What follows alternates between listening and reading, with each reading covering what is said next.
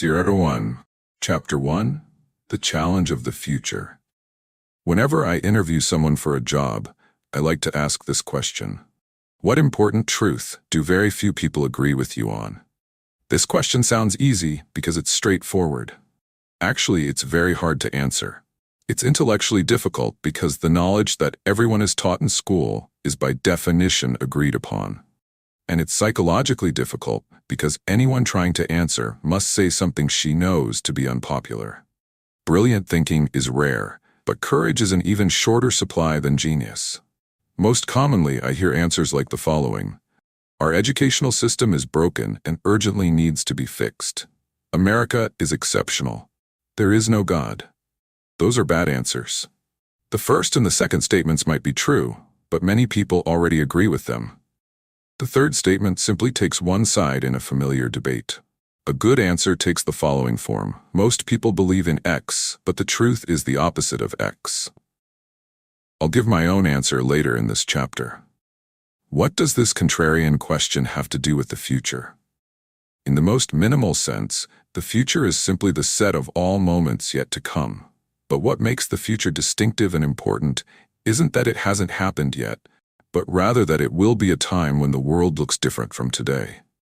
In this sense, if nothing about our society changes for the next 100 years, then the future is over 100 years away.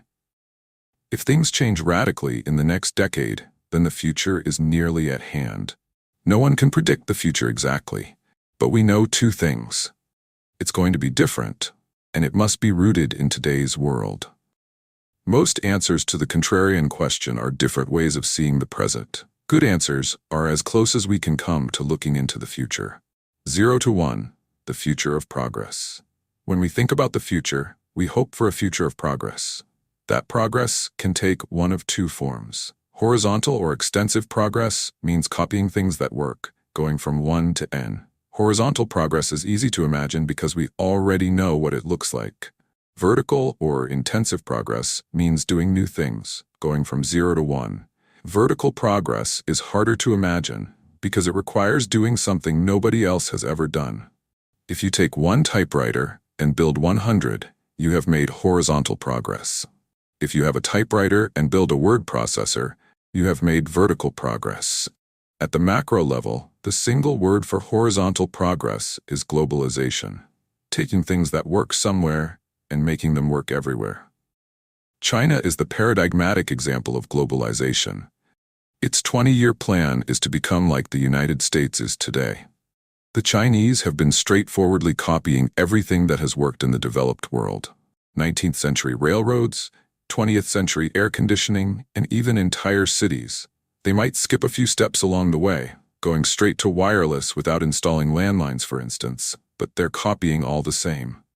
The single word for vertical, 0 to 1 progress is technology. The rapid progress of information technology in recent decades has made Silicon Valley the capital of technology in general. But there is no reason why technology should be limited to computers. Properly understood, any new and better way of doing things is technology. Because globalization and technology are different modes of progress, it's possible to have both, either or neither at the same time. For example, 1815 to 1914 was a period of both rapid technological development and rapid globalization. Between the First World War and Kissinger's trip to reopen relations with China in 1971, there was rapid technological development, but not much globalization. Since 1971, we have seen rapid globalization along with limited technological development, mostly confined to IT. This age of globalization has made it easy to imagine that the decades ahead will bring more convergence and more sameness. Even our everyday language suggests we believe in a kind of technological end of history. The division of the world into the so-called developed and developing nations implies that the developed world has already achieved the achievable, and that poorer nations just need to catch up. But I don't think that's true. My own answer to the contrarian question is that most people think the future of the world will be defined by globalization. But the truth is that technology matters more. Without technological change, if China doubles its energy production over the next 2 decades, it will also double its air pollution. If every one of India's hundreds of millions of households were to live the way Americans already do, using only today's tools, the result would be environmentally catastrophic. Spreading old ways to create wealth around the world will result in devastation, not riches. In a world of scarce resources, globalization without new technology is unsustainable. New technology has never been an automatic feature of history. Our ancestors lived in static, zero-sum societies where success meant seizing things from others. They created new sources of wealth only rarely, and in the long run, they could never create enough to save the average person from an extremely hard life. Then, after 10,000 years of fitful advance from primitive agriculture to medieval windmills and 16th-century astrolabes, the modern world suddenly experienced relentless technological progress, from the advent of the steam engine in the 1760s all the way up to about 1970. As a result, we have inherited a richer society than any previous generation would have been able to imagine. Any generation excepting our parents and grandparents, that is, in the late 1960s, they expected this progress to continue. They looked forward to a 4-day workweek, energy too cheap to meter, and vacations on the moon. But it didn't happen. The smartphones that distract us from our surroundings also distract us from the fact that our surroundings are strangely old. Only computers and communications have improved dramatically since mid-century. That doesn't mean our parents were wrong to imagine a better future. They were only wrong to expect it as something automatic. Today, our challenge is to both imagine and create the new technologies that can make the 21st century more peaceful and prosperous than the 20th.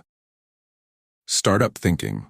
New technology tends to come from new ventures, startups.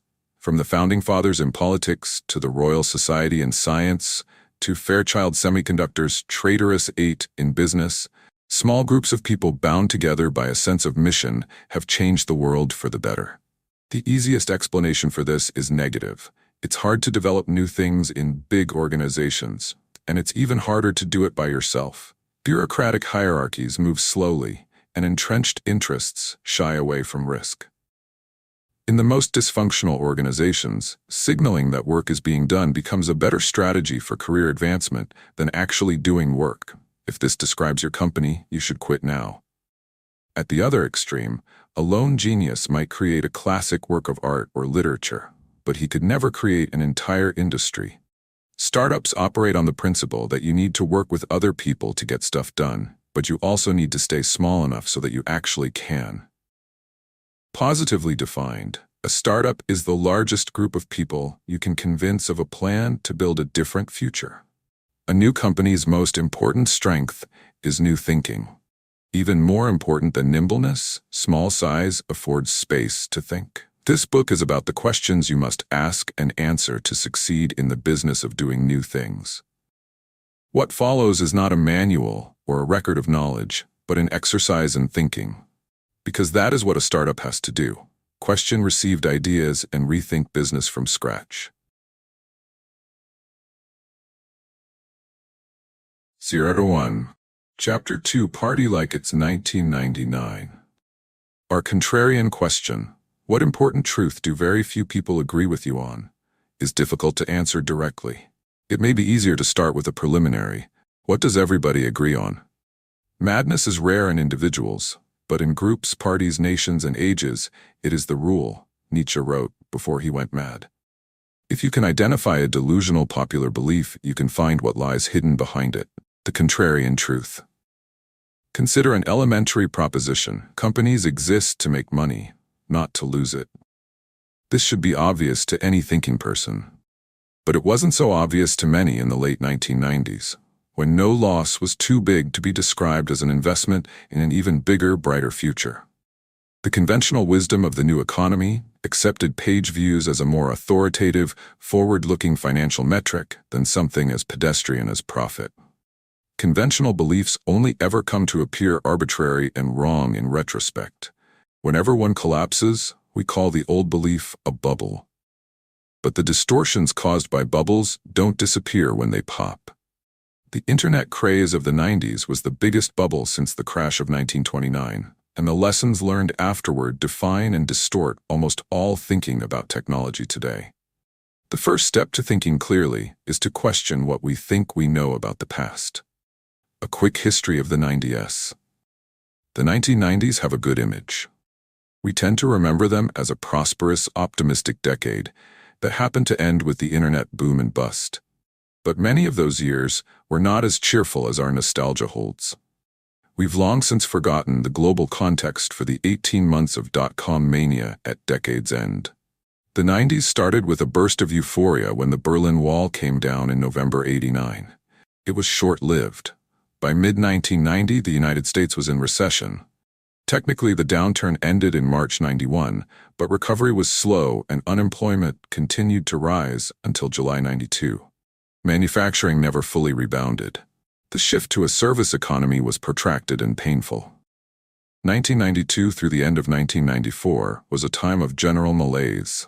Images of dead American soldiers in Mogadishu looped on cable news. Anxiety about globalization and U.S. competitiveness intensified as jobs flowed to Mexico. This pessimistic undercurrent drove then-President Bush 41 out of office and won Ross Perot nearly 20% of the popular vote in '92, the best showing for a third-party candidate since Theodore Roosevelt in 1912. And whatever the cultural fascination with Nirvana, grunge, and heroin reflected, it wasn't hope or confidence. Silicon Valley felt sluggish too. Japan seemed to be winning the semiconductor war. The internet had yet to take off, partly because its commercial use was restricted until late 1992, and partly due to the lack of user-friendly web browsers. It's telling that when I arrived at Stanford in 1985, economics, not computer science, was the most popular major. To most people on campus, the tech sector seemed idiosyncratic or even provincial. The internet changed all this. The Mosaic browser was officially released in November 1993, giving regular people a way to get online. Mosaic became Netscape, which released its Navigator browser in late 1994. Navigator's adoption grew so quickly, from about 20% of the browser market in January 1995 to almost 80% less than 12 months later, that Netscape was able to IPO in August '95, even though it wasn't yet profitable. Within 5 months, Netscape stock had shot up from $28 to $174 per share. Other tech companies were booming too. Yahoo went public in April '96 with an $848 million valuation. Amazon followed suit in May '97 at $438 million. By spring of '98, each company's stock had more than quadrupled. Skeptics questioned earnings and revenue multiples higher than those for any non-internet company. It was easy to conclude that the market had gone crazy. This conclusion was understandable but misplaced.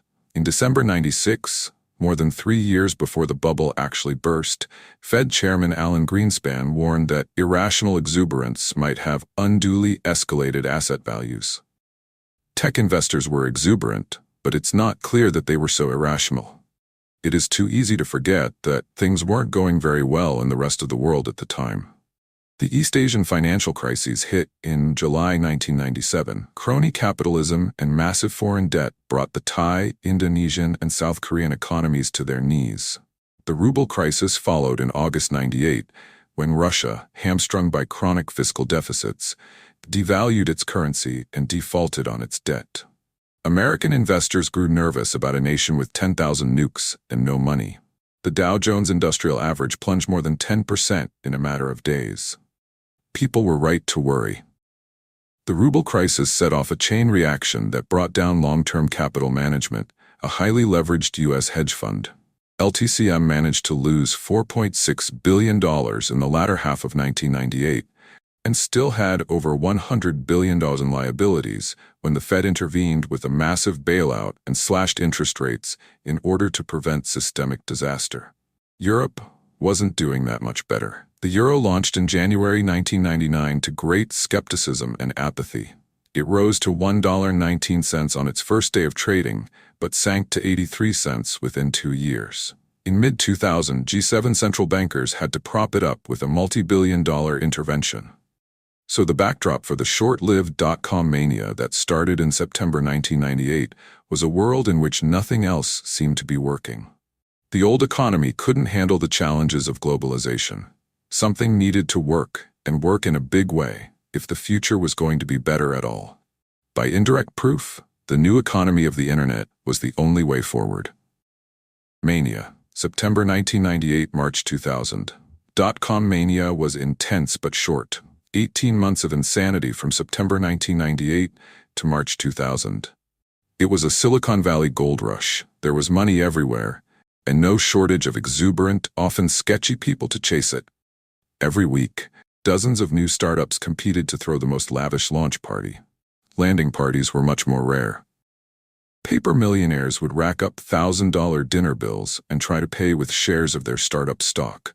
Sometimes it even worked. Legions of people decamped from their well-paying jobs to found or join startups. One 40-something grad student that I knew was running 6 different companies in 1999.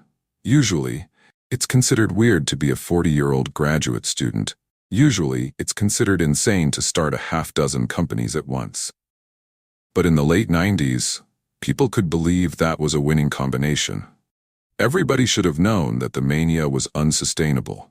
The most successful companies seemed to embrace a sort of anti-business model where they lost money as they grew. But it's hard to blame people for dancing when the music was playing. Irrationality was rational given that appending .com to your name could double your value overnight. PayPal mania. When I was running PayPal in late 1999, I was scared out of my wits, not because I didn't believe in our company, but because it seemed like everyone else in the valley was ready to believe anything at all. Everywhere I looked, people were starting and flipping companies with alarming casualness. One acquaintance told me how he had planned an IPO from his living room before he'd even incorporated his company, and he didn't think that was weird.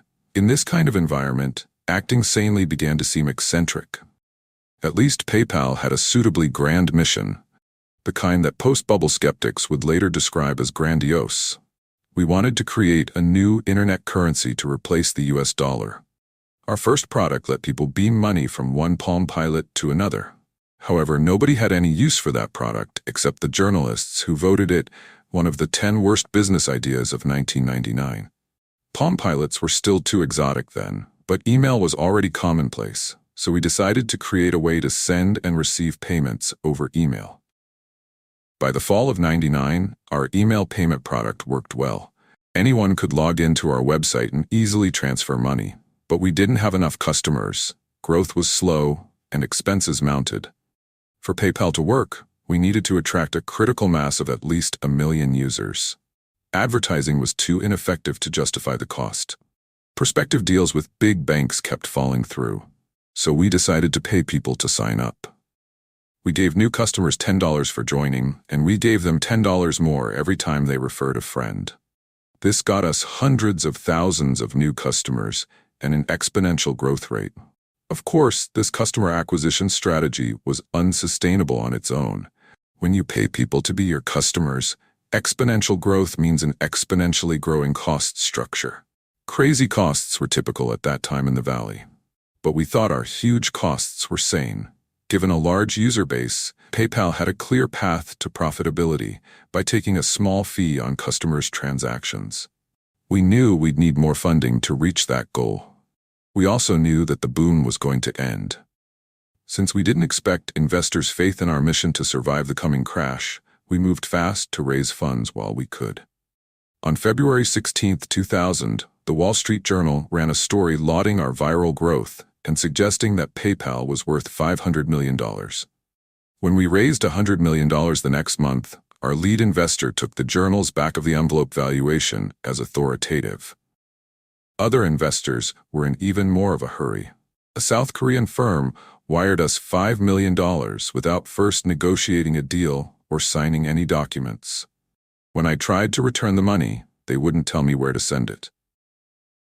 That March 2000 financing round bought us the time we needed to make PayPal a success. Just as we closed the deal, the bubble popped. Lessons learned. 'Cause they say 2000 party over, oops, out of time. So tonight I'm gonna party like it's 1999, Prince. The Nasdaq reached 5,048 at its peak in the middle of March 2000, and then crashed to 3,321 in the middle of April. By the time it bottomed out at 1,114 in October 2002, the country had long since interpreted the market's collapse as a kind of divine judgment against the technological optimism of the 90s. The era of cornucopian hope was relabeled as an era of crazed greed and declared to be definitely over. Everyone learned to treat the future as fundamentally indefinite, and to dismiss as an extremist anyone with plans big enough to be measured in years instead of quarters. Globalization replaced technology as the hope for the future. Since the 90s, migration from bricks to clicks didn't work as hoped. Investors went back to bricks, housing, and bricks, globalization. The result was another bubble, this time in real estate. The entrepreneurs who stuck with Silicon Valley learned 4 big lessons from the dot-com crash that still guide business thinking today. 1. Make incremental advances. Grand visions inflated the bubble, so they should not be indulged.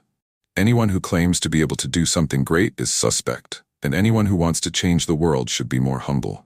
Small, incremental steps are the only safe path forward. 2. Stay lean and flexible.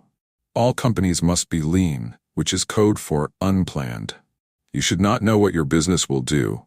Planning is arrogant and inflexible. Instead, you should try things out, iterate, and treat entrepreneurship as agnostic experimentation. 3. Improve on the competition. Don't try to create a new market prematurely. The only way to know you have a real business is to start with an already existing customer. So you should build your company by improving on recognizable products already offered by successful competitors. 4. Focus on product, not sales. If your product requires advertising or salespeople to sell it, it's not good enough. Technology is primarily about product development, not distribution.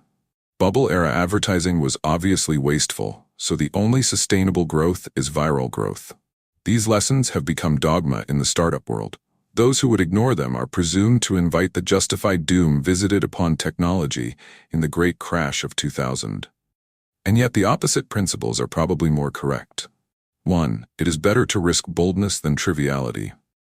2. A bad plan is better than no plan. 3. Competitive markets destroy profits. 4. Sales matters just as much as product. It's true that there was a bubble in technology. The late 90s was a time of hubris. People believed in going from 0 to 1. Too few startups were actually getting there, and many never went beyond talking about it. But people understood that we had no choice but to find ways to do more with less. The market high of March 2000 was obviously a peak of insanity. Less obvious, but more important, it was also a peak of clarity. People looked far into the future, saw how much valuable new technology we would need to get there safely, and judged themselves capable of creating it. We still need new technology, and we may even need some 1999-style hubris and exuberance to get it. To build the next generation of companies, we must abandon the dogmas created after the crash. That doesn't mean the opposite ideas are automatically true. You can't escape the madness of crowds by dogmatically rejecting them. Instead, ask yourself, how much of what you know about business is shaped by mistaken reactions to past mistakes? The most contrarian thing of all is not to oppose the crowd, but to think for yourself. 0 to 1. Chapter 3. All happy companies are different. The business version of our contrarian question is, what valuable company is nobody building? This question is harder than it looks because your company could create a lot of value without becoming very valuable itself. Creating value is not enough. You also need to capture some of the value you create. This means that even very big businesses can be bad businesses. For example, U.S. airline companies serve millions of passengers and create hundreds of billions of dollars of value each year. But in 2012, when the average airfare each way was $178, the airlines made only 37 cents per passenger trip. Compare them to Google, which creates less value but captures far more. Google brought in $50 billion in 2012 versus $160 billion for the airlines, but it kept 21% of those revenues as profits, more than 100 times the airline industry's profit margin that year. Google makes so much money that it's now worth 3 times more than every U.S. airline combined. The airlines compete with each other, but Google stands alone. Economists use two simplified models to explain the difference: perfect competition and monopoly. Perfect competition is considered both the ideal and the default state in Economics 101. So-called perfectly competitive markets achieve equilibrium when producer supply meets consumer demand. Every firm in a competitive market is undifferentiated and sells the same homogeneous products. Since no firm has any market power, they must all sell at whatever price the market determines. If there is money to be made, new firms will enter the market, increase supply, drive prices down, and thereby eliminate the profits that attracted them in the first place. If too many firms enter the market, they'll suffer losses, some will fold, and prices will rise back to sustainable levels. Under perfect competition, in the long run, no company makes an economic profit. The opposite of perfect competition is monopoly. Whereas a competitive firm must sell at the market price, a monopoly owns its market, so it can set its own prices. Since it has no competition, it produces at the quantity and price combination that maximizes its profits. To an economist, every monopoly looks the same, whether it deviously eliminates rivals, secures a license from the state, or innovates its way to the top. In this book, we're not interested in illegal bullies or government favorites. By monopoly, we mean the kind of company that's so good at what it does that no other firm can offer a close substitute. Google is a good example of a company that went from 0 to 1. It hasn't competed in search since the early 2000s, when it definitively distanced itself from Microsoft and Yahoo. Americans mythologize competition and credit it with saving us from socialist breadlines. Actually, capitalism and competition are opposites. Capitalism is premised on the accumulation of capital, but under perfect competition, all profits get competed away. The lesson for entrepreneurs is clear. If you want to create and capture lasting value, don't build an undifferentiated commodity business. Lies people tell. How much of the world is actually monopolistic? How much is truly competitive? It's hard to say, because our common conversation about these matters is so confused. To the outside observer, all businesses can seem reasonably alike, so it's easy to perceive only small differences between them. But the reality is much more binary than that. There's an enormous difference between perfect competition and monopoly, and most businesses are much closer to one extreme than we commonly realize. The confusion comes from a universal bias for describing market conditions in self-serving ways. Both monopolists and competitors are incentivized to bend the truth. Monopoly lies. Monopolists lie to protect themselves. They know that bragging about their great monopoly invites being audited, scrutinized, and attacked. Since they very much want their monopoly profits to continue unmolested, they tend to do whatever they can to conceal their monopoly, usually by exaggerating the power of their non-existent competition. Think about how Google talks about its business. It certainly doesn't claim to be a monopoly. But is it one? Well, it depends. A monopoly in what? Let's say that Google is primarily a search engine. As of May 2014, it owns about 68% of the search market. Its closest competitors, Microsoft and Yahoo, have about 19% and 10% respectively. If that doesn't seem dominant enough, consider the fact that the word Google is now an official entry in the Oxford English Dictionary as a verb. Don't hold your breath waiting for that to happen to Bing. But suppose we say that Google is primarily an advertising company. That changes things. The U.S. search engine advertising market is $17 billion annually. Online advertising is $37 billion annually. The entire U.S. advertising market is $150 billion, and global advertising is a $495 billion market. So even if Google completely monopolized U.S. search engine advertising, it would own just 3.4% of the global advertising market. From this angle, Google looks like a small player in a competitive world. What if we frame Google as a multifaceted technology company instead? This seems reasonable enough. In addition to its search engine, Google makes dozens of other software products, not to mention robotic cars, Android phones, and wearable computers. But 95% of Google's revenue comes from search advertising. Its other products generated just $2.35 billion in 2012, and its consumer tech products a mere fraction of that. Since consumer tech is a $964 billion market globally, Google owns less than 0.24% of it, a far cry from relevance, let alone monopoly. Framing itself as just another tech company allows Google to escape all sorts of unwanted attention. Competitive lies. Non-monopolists tell the opposite lie. We're in a league of our own. Entrepreneurs are always biased to understate the scale of competition, but that is the biggest mistake a startup can make. The fatal temptation is to describe your market extremely narrowly so that you dominate it by definition. Suppose you want to start a restaurant that serves British food in Palo Alto. No one else is doing it, you might reason. We'll own the entire market. But that's only true if the relevant market is the market for British food specifically.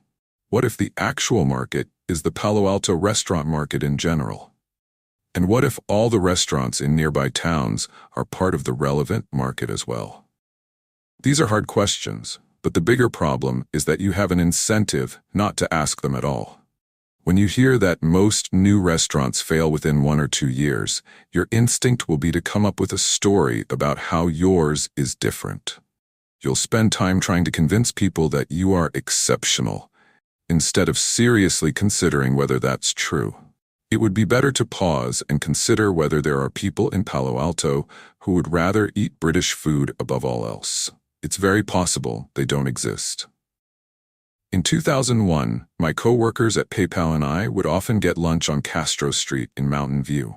We had our pick of restaurants, starting with obvious categories like Indian, sushi, and burgers. There were more options once we settled on a type: North Indian or South Indian, cheaper or fancier, and so on. In contrast to the competitive local restaurant market, PayPal was at that time the only email-based payments company in the world.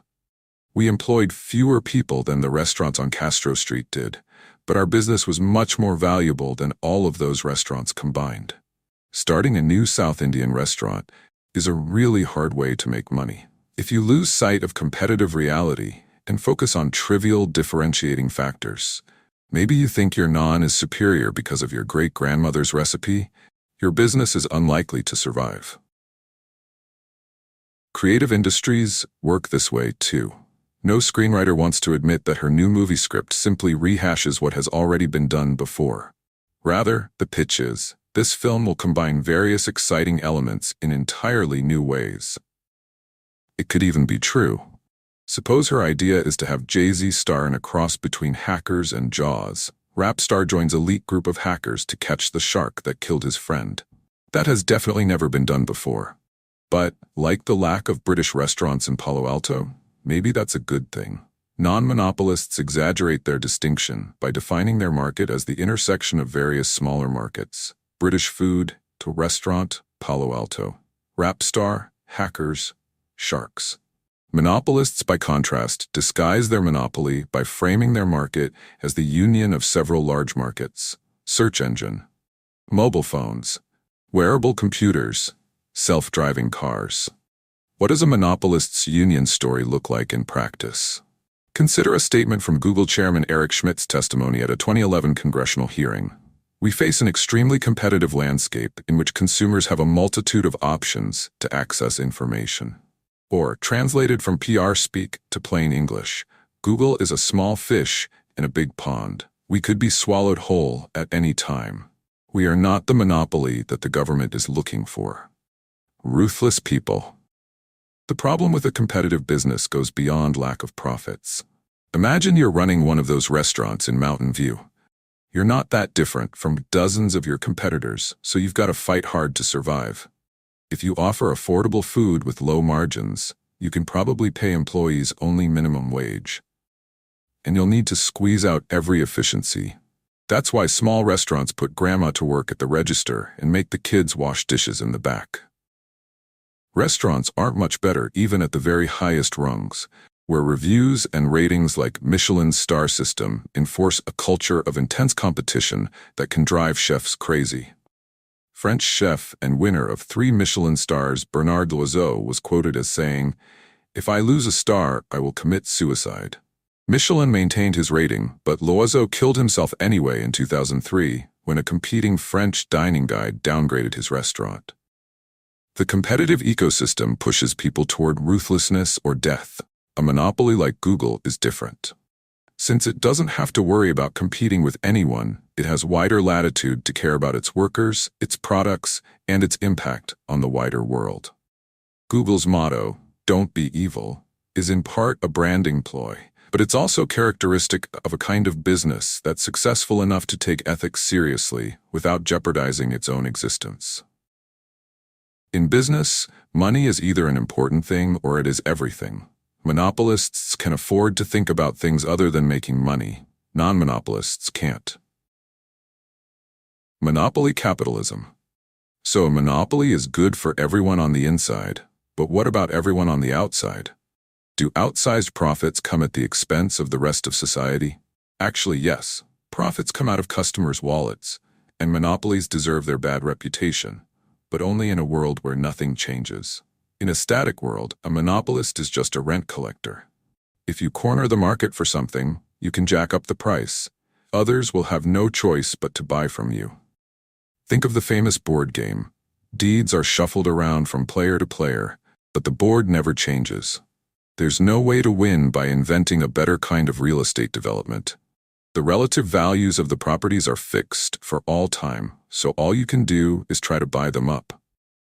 But the world we live in is dynamic. It's possible to invent new and better things. Creative monopolists give customers more choices by adding entirely new categories of abundance to the world. Creative monopolies aren't just good for the rest of society, they're powerful engines for making it better. Even the government knows this. That's why one of its departments works hard to create monopolies, by granting patents to new inventions, even though another part hunts them down by prosecuting antitrust cases. It's possible to question whether anyone should really be awarded a legally enforceable monopoly simply for having been the first to think of something like a mobile software design. But it's clear that something like Apple's monopoly profits from designing, producing, and marketing the iPhone were the reward for creating greater abundance, not artificial scarcity. Customers were happy to finally have the choice of paying high prices to get a smartphone that actually works. The dynamism of new monopolies itself explains why old monopolies don't strangle innovation. With Apple's iOS at the forefront, the rise of mobile computing has dramatically reduced Microsoft's decades-long operating system dominance. Before that, IBM's hardware monopoly of the 60s and 70s was overtaken by Microsoft's software monopoly. AT&T had a monopoly on telephone service for most of the 20th century, but now anyone can get a cheap cell phone plan from any number of providers. If the tendency of monopoly businesses were to hold back progress, they would be dangerous, and we'd be right to oppose them. But the history of progress is a history of better monopoly businesses replacing incumbents. Monopolies drive progress because the promise of years or even decades of monopoly profits provides a powerful incentive to innovate. Then monopolies can keep innovating because profits enable them to make the long-term plans and to finance the ambitious research projects that firms locked in competition can't dream of. So why are economists obsessed with competition as an ideal state? It's a relic of history. Economists copied their mathematics from the work of 19th century physicists. They see individuals and businesses as interchangeable atoms, not as unique creators. Their theories describe an equilibrium state of perfect competition because that's what's easy to model, not because it represents the best of business. But it's worth recalling that the long-run equilibrium predicted by 19th century physics was a state in which all energy is evenly distributed and everything comes to rest, also known as the heat death of the universe. Whatever your views on thermodynamics, it's a powerful metaphor. In business, equilibrium means stasis, and stasis means death. If your industry is in a competitive equilibrium, the death of your business won't matter to the world. Some other undifferentiated competitor will always be ready to take your place. Perfect equilibrium may describe the void that is most of the universe. It may even characterize many businesses. But every new creation takes place far from equilibrium. In the real world, outside economic theory, every business is successful exactly to the extent that it does something others cannot. Monopoly is therefore not a pathology or an exception. Monopoly is the condition of every successful business. Tolstoy opens Anna Karenina by observing, All happy families are alike. Each unhappy family is unhappy in its own way. Business is the opposite. All happy companies are different. Each one earns a monopoly by solving a unique problem. All failed companies are the same. They failed to escape competition. 0-1. Chapter 4: The Ideology of Competition. Creative monopoly means new products that benefit everybody and sustainable profits for the creator. Competition means no profits for anybody, no meaningful differentiation, and a struggle for survival. So why do people believe that competition is healthy? The answer is that competition is not just an economic concept or a simple inconvenience that individuals and companies must deal with in the marketplace. More than anything else, competition is an ideology, the ideology that pervades our society and distorts our thinking. We preach competition, internalize its necessity, and enact its commandments, and as a result, we trap ourselves within it. Even though the more we compete, the less we gain. This is a simple truth, but we've all been trained to ignore it. Our educational system both drives and reflects our obsession with competition. Grades themselves allow precise measurement of each student's competitiveness. Pupils with the highest marks receive status and credentials. We teach every young person the same subjects in mostly the same ways, irrespective of individual talents and preferences. Students who don't learn best by sitting still at a desk are made to feel somehow inferior, while children who excel on conventional measures like tests and assignments end up defining their identities in terms of this weirdly contrived academic parallel reality. And it gets worse as students ascend to higher levels of the tournament. Elite students climb confidently until they reach a level of competition sufficiently intense to beat their dreams out of them. Higher education is the place where people who had big plans in high school get stuck in fierce rivalries with equally smart peers over conventional careers like management consulting and investment banking. For the privilege of being turned into conformists, students or their families pay hundreds of thousands of dollars in skyrocketing tuition that continues to outpace inflation. Why are we doing this to ourselves? I wish I had asked myself when I was younger. My path was so tracked that in my 8th grade yearbook, one of my friends predicted accurately that 4 years later I would enter Stanford as a sophomore. And after a conventionally successful undergraduate career, I enrolled at Stanford Law School, where I competed even harder for the standard badges of success. The highest prize in a law student's world is unambiguous. Out of tens of thousands of graduates each year, only a few dozen get a Supreme Court clerkship. After clerking on a federal appeals court for a year, I was invited to interview for clerkships with Justices Kennedy and Scalia. My meetings with the justices went well. I was so close to winning this last competition. If only I got the clerkship, I thought, I would be set for life. But I didn't. At the time, I was devastated. In 2004, after I had built and sold PayPal, I ran into an old friend from law school who had helped me prepare my failed clerkship applications. We hadn't spoken in nearly a decade. His first question wasn't, "How are you doing?" or, "Can you believe it's been so long?" Instead, he grinned and asked, "So Peter, aren't you glad you didn't get that clerkship?" With the benefit of hindsight, we both knew that winning that ultimate competition would have changed my life for the worse. Had I actually clerked on the Supreme Court, I probably would have spent my entire career taking depositions or drafting other people's business deals instead of creating anything new. It's hard to say how much would be different, but the opportunity costs were enormous. All Rhodes Scholars had a great future in their past. War and peace. Professors downplay the cutthroat culture of academia, but managers never tire of comparing business to war. MBA students carry around copies of Clausewitz and Sun Tzu. War metaphors invade our everyday business language. We use headhunters to build up a sales force that will enable us to take a captive market and make a killing.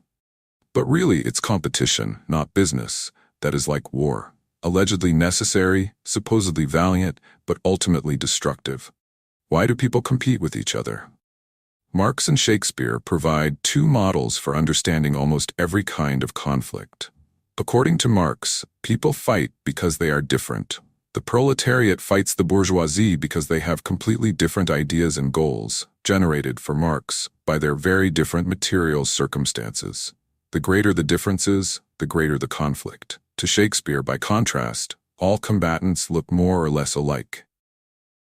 It's not at all clear why they should be fighting, since they have nothing to fight about. Consider the opening line from Romeo and Juliet. Two households, both alike in dignity. The two houses are alike, yet they hate each other. They grow even more similar as the feud escalates. Eventually, they lose sight of why they started fighting in the first place. In the world of business, at least, Shakespeare proves the superior guide. Inside a firm, people become obsessed with their competitors for career advancement. Then the firms themselves become obsessed with their competitors in the marketplace. Amid all the human drama, people lose sight of what matters and focus on their rivals instead. Let's test the Shakespearean model in the real world. Imagine a production called Gates and Schmidt, based on Romeo and Juliet. Montague is Microsoft. Capulet is Google. Two great families, run by alpha nerds, sure to clash on account of their sameness. As with all good tragedy, the conflict seems inevitable only in retrospect. In fact, it was entirely avoidable. These families came from very different places. The House of Montague built operating systems and office applications. The House of Capulet wrote a search engine. What was there to fight about? Lots, apparently. As a startup, each clan had been content to leave the other alone and prosper independently. But as they grew, they began to focus on each other. Montagues obsessed about Capulets obsessed about Montagues. The result? Windows versus Chrome OS, Bing versus Google Search, Explorer versus Chrome, Office versus Docs, and Surface versus Nexus. Just as war cost the Montagues and Capulets their children, it cost Microsoft and Google their dominance. Apple came along and overtook them all. In January 2013, Apple's market capitalization was $500 billion, while Google and Microsoft combined were worth $467 billion. Just 3 years before, Microsoft and Google were each more valuable than Apple. War is costly business. Rivalry causes us to overemphasize old opportunities and slavishly copy what has worked in the past. Consider the recent proliferation of mobile credit card readers.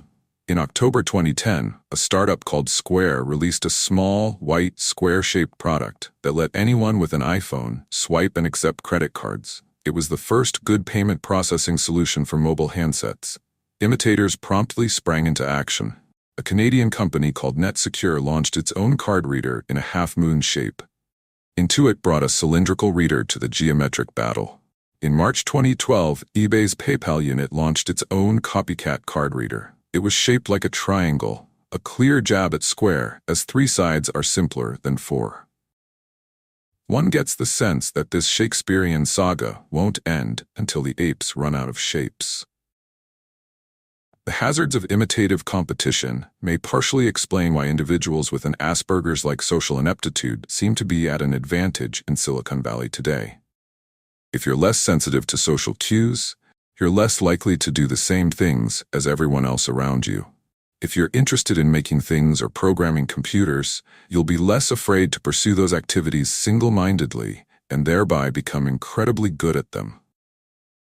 Then when you apply your skills, you're a little less likely than others to give up your own convictions. This can save you from getting caught up in crowds competing for obvious prizes. Competition can make people hallucinate opportunities where none exist. The crazy 90s version of this was the fierce battle for the online pet store market.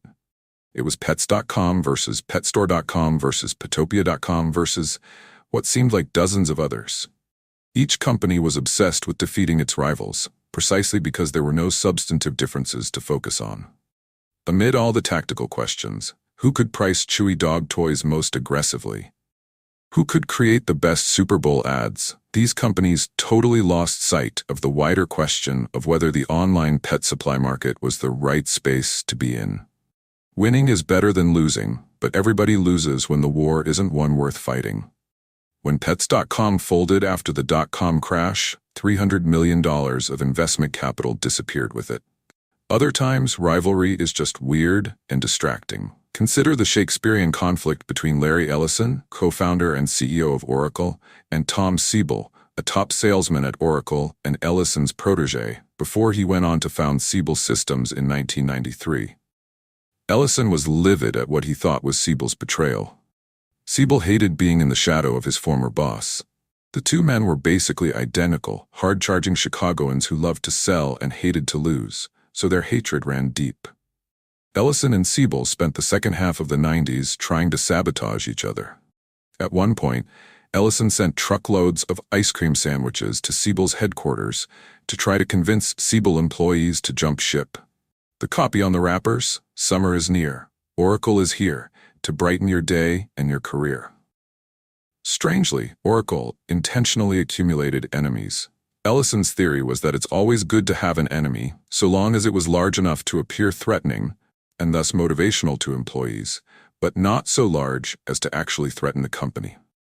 So Ellison was probably thrilled when in 1996 a small database company called Informix put up a billboard near Oracle's Redwood Shores headquarters that read, "Caution, Dinosaur Crossing." Another Informix billboard on northbound Highway 101 read, "You've just passed Redwood Shores." So did we. Oracle shot back with a billboard that implied that Informix's software was slower than snails. Then Informix CEO Phil White decided to make things personal. When White learned that Larry Ellison enjoyed Japanese samurai culture, he commissioned a new billboard depicting the Oracle logo along with a broken samurai sword. The ad wasn't even really aimed at Oracle as an entity, let alone the consuming public. It was a personal attack on Ellison. But perhaps White spent a little too much time worrying about the competition. While he was busy creating billboards, Informix imploded in a massive accounting scandal, and White soon found himself in federal prison for securities fraud. If you can't beat a rival, it may be better to merge. I started Confinity with my co-founder Max Levchin in 1998. When we released the PayPal product in late 1999, Elon Musk's X.com was right on our heels. Our company's offices were 4 blocks apart on University Avenue in Palo Alto, and X's product mirrored ours feature for feature. By late 1999, we were in all-out war. Many of us at PayPal logged 100-hour work weeks. No doubt that was counterproductive. But the focus wasn't on objective productivity. The focus was defeating X.com. One of our engineers actually designed a bomb for this purpose. When he presented the schematic at a team meeting, calmer heads prevailed, and the proposal was attributed to extreme sleep deprivation. But in February 2000, Elon and I were more scared about the rapidly inflating tech bubble than we were about each other. A financial crash would ruin us both before we could finish our fight. So in early March, we met on neutral ground, a cafe almost exactly equidistant to our offices, and negotiated a 50-50 merger. De-escalating the rivalry post-merger wasn't easy, but as far as problems go, it was a good one to have. As a unified team, we were able to ride out the dot-com crash and then build a successful business. Sometimes you do have to fight. Where that's true, you should fight and win. There is no middle ground. Either don't throw any punches or strike hard and end it quickly. This advice can be hard to follow because pride and honor can get in the way. Hence Hamlet, exposing what is mortal and unsure, to all that fortune, death, and danger dare, even for an eggshell. Rightly to be great is not to stir without great argument, but greatly to find quarrel in a straw when honor's at the stake. For Hamlet, greatness means willingness to fight for reasons as thin as an eggshell. Anyone would fight for things that matter. True heroes take their personal honor so seriously they will fight for things that don't matter. This twisted logic is part of human nature, but it's disastrous in business. If you can recognize competition as a destructive force instead of a sign of value, you're already more sane than most. The next chapter is about how to use a clear head to build a monopoly business. 0-1. Chapter 5: Last Mover Advantage. Escaping competition will give you a monopoly. But even a monopoly is only a great business if it can endure in the future. Compare the value of the New York Times Company with Twitter. Each employs a few thousand people, and each gives millions of people a way to get news. But when Twitter went public in 2013, it was valued at $24 billion, more than 12 times the Times' market capitalization, even though the Times earned $133 million in 2012, while Twitter lost money. What explains the huge premium for Twitter? The answer is cash flow. This sounds bizarre at first, since the Times was profitable while Twitter wasn't. But a great business is defined by its ability to generate cash flows in the future. Investors expect Twitter will be able to capture monopoly profits over the next decade, while newspapers' monopoly days are over. Simply stated, the value of a business today is the sum of all the money it will make in the future. To properly value a business, you also have to discount those future cash flows to their present worth, since a given amount of money today is worth more than the same amount in the future. Comparing discounted cash flows shows the difference between low-growth businesses and high-growth startups at its starkest. Most of the value of low-growth businesses is in the near term. An old economy business, like a newspaper, might hold its value if it can maintain its current cash flows for 5 or 6 years. However, any firm with close substitutes will see its profits competed away. Nightclubs or restaurants are extreme examples. Successful ones might collect healthy amounts today, but their cash flows will probably dwindle over the next few years when customers move on to newer and trendier alternatives. Technology companies follow the opposite trajectory. They often lose money for the first few years. It takes time to build valuable things, and that means delayed revenue. Most of a tech company's value will come at least 10 to 15 years in the future. In March 2001, PayPal had yet to make a profit, but our revenues were growing 100% year over year. When I projected our future cash flows, I found that 75% of the company's present value would come from profits generated in 2011 and beyond. Hard to believe for a company that had been in business for only 27 months. But even that turned out to be an underestimation. Today, PayPal continues to grow at about 15% annually, and the discount rate is lower than a decade ago. It now appears that most of the company's value will come from 2020 and beyond. LinkedIn is another good example of a company whose value exists in the far future. As of early 2014, its market capitalization was $24.5 billion, very high for a company with less than $1 billion in revenue and only $21.6 million in net income for 2012. You might look at these numbers and conclude that investors have gone insane. But this valuation makes sense when you consider LinkedIn's projected future cash flows. The overwhelming importance of future profits is counterintuitive, even in Silicon Valley. For a company to be valuable, it must grow and endure, but many entrepreneurs focus only on short-term growth. They have an excuse. Growth is easy to measure, but durability isn't. Those who succumb to measurement mania obsess about weekly active user statistics, monthly revenue targets, and quarterly earnings reports. However, you can hit those numbers and still overlook deeper, harder to measure problems that threaten the durability of your business. For example, rapid short-term growth at both Zynga and Groupon distracted managers and investors from long-term challenges. Zynga scored early wins with games like Farmville and claimed to have a psychometric engine to rigorously gauge the appeal of new releases. But they ended up with the same problem as every Hollywood studio. How can you reliably produce a constant stream of popular entertainment for a fickle audience? Nobody knows. Groupon posted fast growth as hundreds of thousands of local businesses tried their product. But persuading those businesses to become repeat customers was harder than they thought. If you focus on near-term growth above all else, you miss the most important question you should be asking.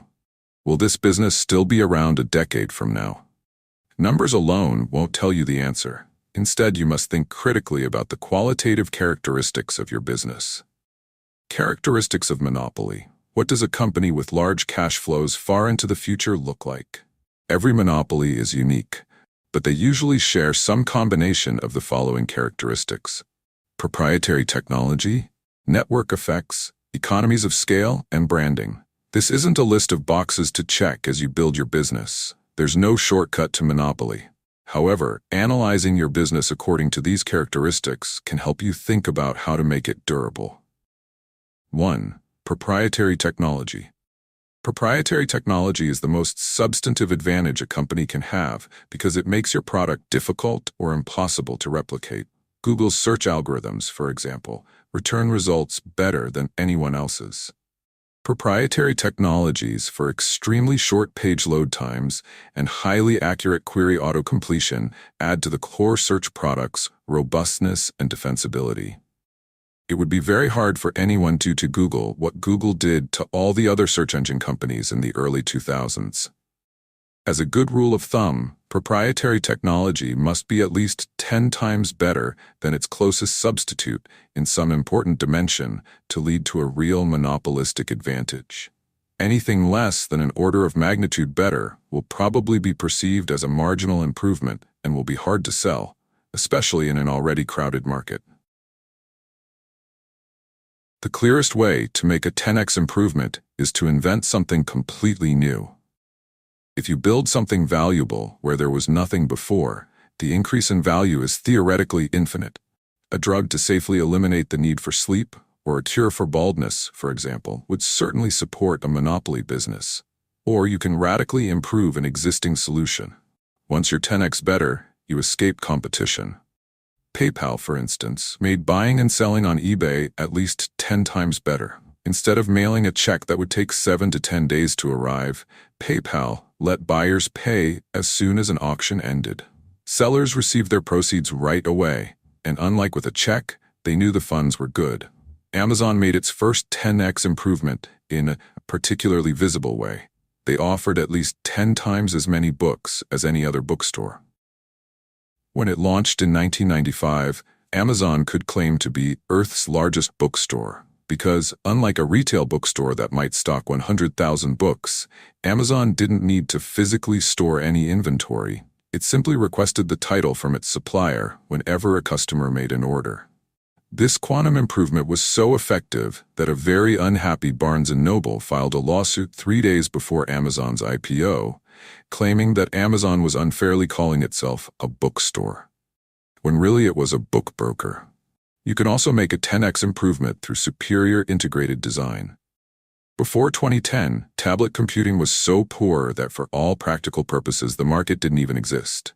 Microsoft Windows XP Tablet PC Edition products first shipped in 2002, and Nokia released its own Internet tablet in 2005. But they were a pain to use. Then Apple released the iPad. Design improvements are hard to measure, but it seems clear that Apple improved on anything that had come before by at least an order of magnitude. Tablets went from unusable to useful. 2. Network effects. Network effects make a product more useful as more people use it. For example, if all your friends are on Facebook, it makes sense for you to join Facebook too. Unilaterally choosing a different social network would only make you an eccentric. Network effects can be powerful, but you'll never reap them unless your product is valuable to its very first users when the network is necessarily small.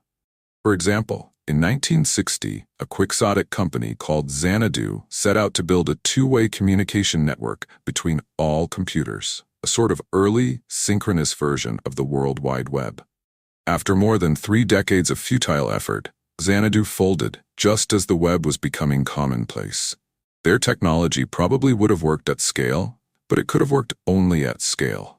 It required every computer to join the network at the same time, and that was never going to happen. Paradoxically then, network effects businesses must start with especially small markets. Facebook started with just Harvard students. Mark Zuckerberg's first product was designed to get all his classmates signed up, not to attract all people of Earth. This is why successful network businesses rarely get started by MBA types. The initial markets are so small that they often don't even appear to be business opportunities at all. Number 3. Economies of scale. A monopoly business gets stronger as it gets bigger. The fixed costs of creating a product, engineering, management, office space, can be spread out over ever greater quantities of sales. Software startups can enjoy especially dramatic economies of scale because the marginal cost of producing another copy of the product is close to zero. Many businesses gain only limited advantages as they grow to large scale. Service businesses, especially, are difficult to make monopolies. If you own a yoga studio, for example, you'll only be able to serve a certain number of customers. You can hire more instructors and expand to more locations, but your margins will remain fairly low, and you'll never reach a point where a core group of talented people can provide something of value to millions of separate clients, as software engineers are able to do. A good startup should have the potential for great scale built into its first design. Twitter already has more than 250 million users today. It doesn't need to add too many customized features in order to acquire more, and there's no inherent reason why it should ever stop growing. Before, branding. A company has a monopoly on its own brand by definition, so creating a strong brand is a powerful way to claim a monopoly. Today's strongest tech brand is Apple. The attractive looks and carefully chosen materials of products like the iPhone and MacBook, the Apple Store's sleek, minimalist design and close control over the consumer experience, the omnipresent advertising campaigns, the price positioning as a maker of premium goods, and the lingering nimbus of Steve Jobs' personal charisma all contribute to a perception that Apple offers products so good as to constitute a category of their own. Many have tried to learn from Apple's success. Paid advertising, branded stores, luxurious materials, playful keynote speeches, high prices, and even minimalist design are all susceptible to imitation. But these techniques for polishing the surface don't work without a strong underlying substance. Apple has a complex suite of proprietary technologies, both in hardware, like superior touchscreen materials, and software, like touchscreen interfaces purpose-designed for specific materials. It manufactures products at a scale large enough to dominate pricing for the materials it buys. And it enjoys strong network effects from its content ecosystem. Thousands of developers write software for Apple devices because that's where hundreds of millions of users are. And those users stay on the platform because it's where the apps are. These other monopolistic advantages are less obvious than Apple's sparkling brand, but they are the fundamentals that let the branding effectively reinforce Apple's monopoly. Beginning with brand rather than substance is dangerous. Ever since Marissa Mayer became CEO of Yahoo in mid-2012, she has worked to revive the once popular internet giant by making it cool again. In a single tweet, Yahoo summarized Mayer's plan as a chain reaction of people, then products, then traffic, then revenue. The people are supposed to come for the coolness. Yahoo demonstrated design awareness by overhauling its logo. It asserted youthful relevance by acquiring hot startups like Tumblr, and it has gained media attention for Mayer's own star power. But the big question is what products Yahoo will actually create.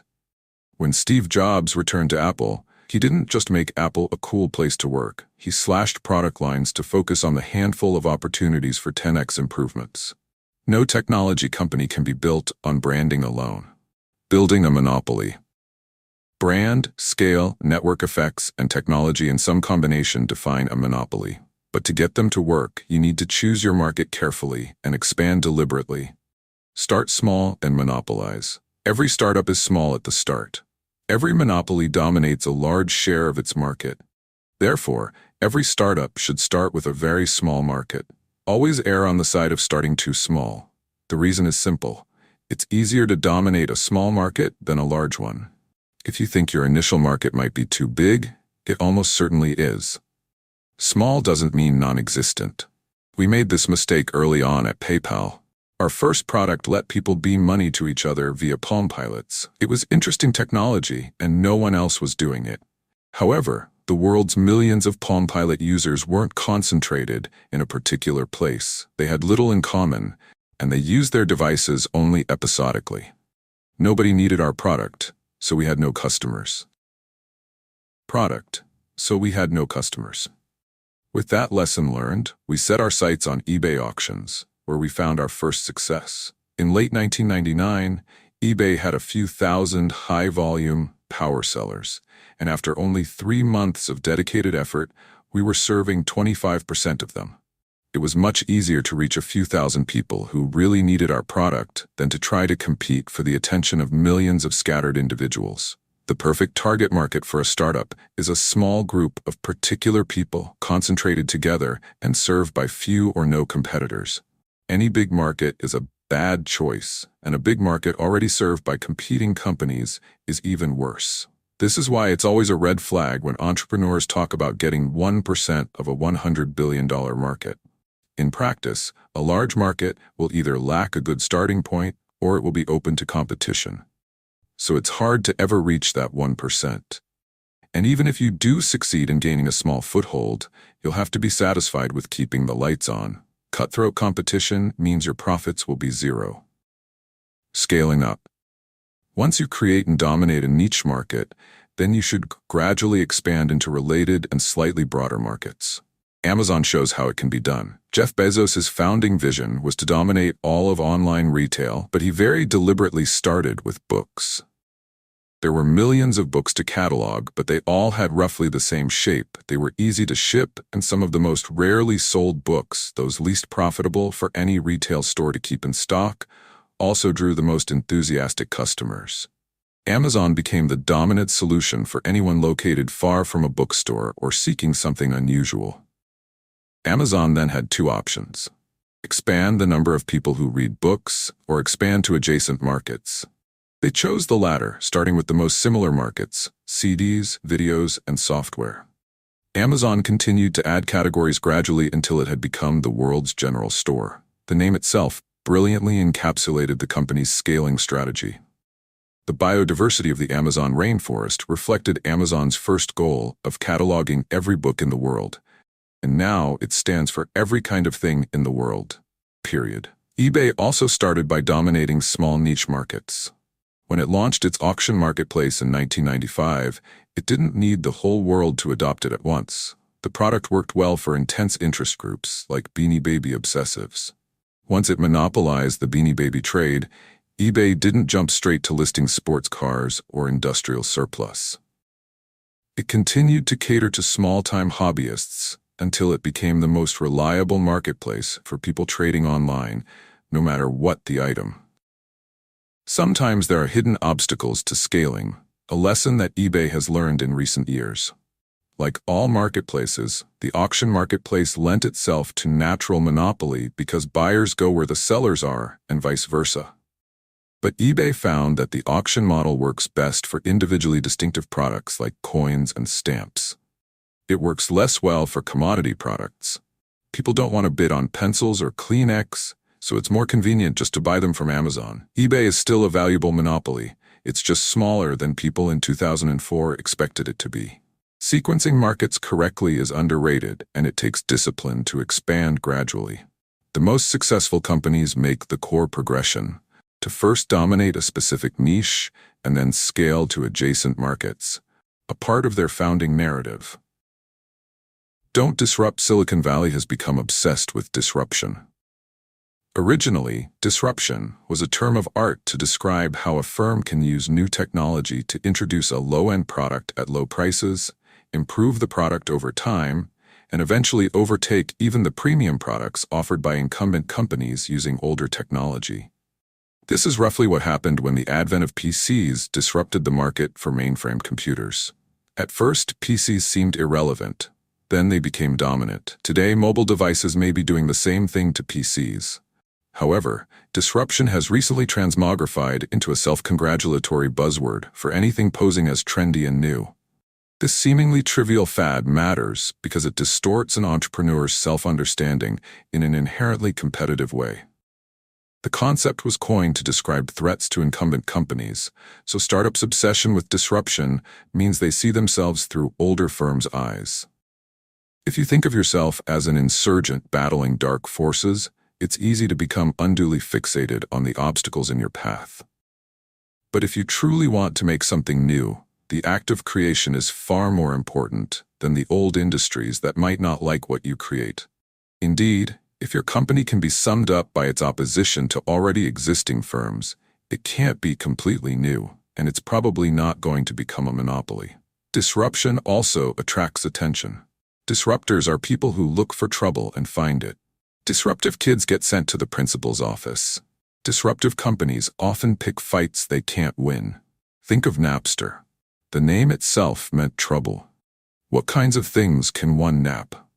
Musids, and perhaps not much else. Sean Fanning and Sean Parker, Napster's then teenage founders, credibly threatened to disrupt the powerful music recording industry in 1999.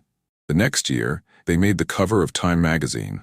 A year and a half after that, they ended up in bankruptcy court. PayPal could be seen as disruptive, but we didn't try to directly challenge any large competitor. It's true that we took some business away from Visa when we popularized internet payments. You might use PayPal to buy something online instead of using your Visa card to buy it in a store. But since we expanded the market for payments overall, we gave Visa far more business than we took. The overall dynamic was net positive, unlike Napster's negative-sum struggle with the U.S. recording industry.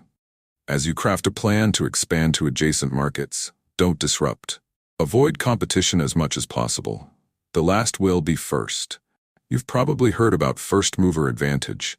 If you're the first entrant into a market, you can capture significant market share while competitors scramble to get started. But moving first is a tactic, not a goal. What really matters is generating cash flows in the future. So being the first mover doesn't do you any good if someone else comes along and unseats you. It's much better to be the last mover, that is, to make the last great development in a specific market and enjoy years or even decades of monopoly profits. The way to do that is to dominate a small niche and scale up from there toward your ambitious long-term vision. In this one particular, at least, business is like chess. Grandmaster José Raúl Capablanca put it well: to succeed, you must study the end game before everything else. 0-1. Chapter 6. You are not a lottery ticket. The most contentious question in business is whether success comes from luck or skill. What do successful people say? Malcolm Gladwell, a successful author who writes about successful people, declares in Outliers that success results from a patchwork of lucky breaks and arbitrary advantages. Warren Buffett famously considers himself a member of the Lucky Sperm Club and a winner of the ovarian lottery. Jeff Bezos attributes Amazon's success to an incredible planetary alignment and jokes that it was half luck, half good timing, and the rest brains. Bill Gates even goes so far as to claim that he was lucky to be born with certain skills, though it's not clear whether that's actually possible. Perhaps these guys are being strategically humble. However, the phenomenon of serial entrepreneurship would seem to call into question our tendency to explain success as the product of chance. Hundreds of people have started multiple multi-million-dollar businesses. A few, like Steve Jobs, Jack Dorsey, and Elon Musk, have created several multi-billion-dollar companies. If success were mostly a matter of luck, these kinds of serial entrepreneurs probably wouldn't exist. In January 2013, Jack Dorsey, founder of Twitter and Square, tweeted to his 2 million followers, "Success is never accidental." Most of the replies were unambiguously negative. Referencing the tweet in The Atlantic, reporter Alexis Madrigal wrote that his instinct was to reply, "Success is never accidental," said all multi-millionaire white men. It's true that already successful people have an easier time doing new things, whether due to their networks, wealth, or experience. But perhaps we've become too quick to dismiss anyone who claims to have succeeded according to plan. Is there a way to settle this debate objectively? Unfortunately not, because companies are not experiments. To get a scientific answer about Facebook, for example, we'd have to rewind to 2004, create 1,000 copies of the world, and start Facebook in each copy to see how many times it would succeed. But that experiment is impossible. Every company starts in unique circumstances, and every company starts only once. Statistics doesn't work when the sample size is 1. From the Renaissance and the Enlightenment to the mid-20th century, luck was something to be mastered, dominated, and controlled. Everyone agreed that you should do what you could, not focus on what you couldn't. Ralph Waldo Emerson captured this ethos when he wrote, "Shallow men believe in luck, believe in circumstances. Strong men believe in cause and effect." In 1912, after he became the first explorer to reach the South Pole, Roald Amundsen wrote, "Victory awaits him who has everything in order. Luck, people call it." No one pretended that misfortune didn't exist, but prior generations believed in making their own luck by working hard. If you believe your life is mainly a matter of chance, Why read this book? Learning about startups is worthless if you're just reading stories about people who won the lottery. Slot machines for dummies can purport to tell you which kind of rabbit's foot to rub or how to tell which machines are hot, but it can't tell you how to win. Did Bill Gates simply win the intelligence lottery? Was Sheryl Sandberg born with a silver spoon, or did she lean in? When we debate historical questions like these, luck is in the past tense.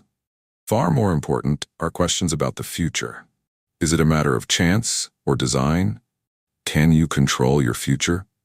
You can expect the future to take a definite form, or you can treat it as hazily uncertain. If you treat the future as something definite, it makes sense to understand it in advance and to work to shape it. But if you expect an indefinite future ruled by randomness, you'll give up on trying to master it.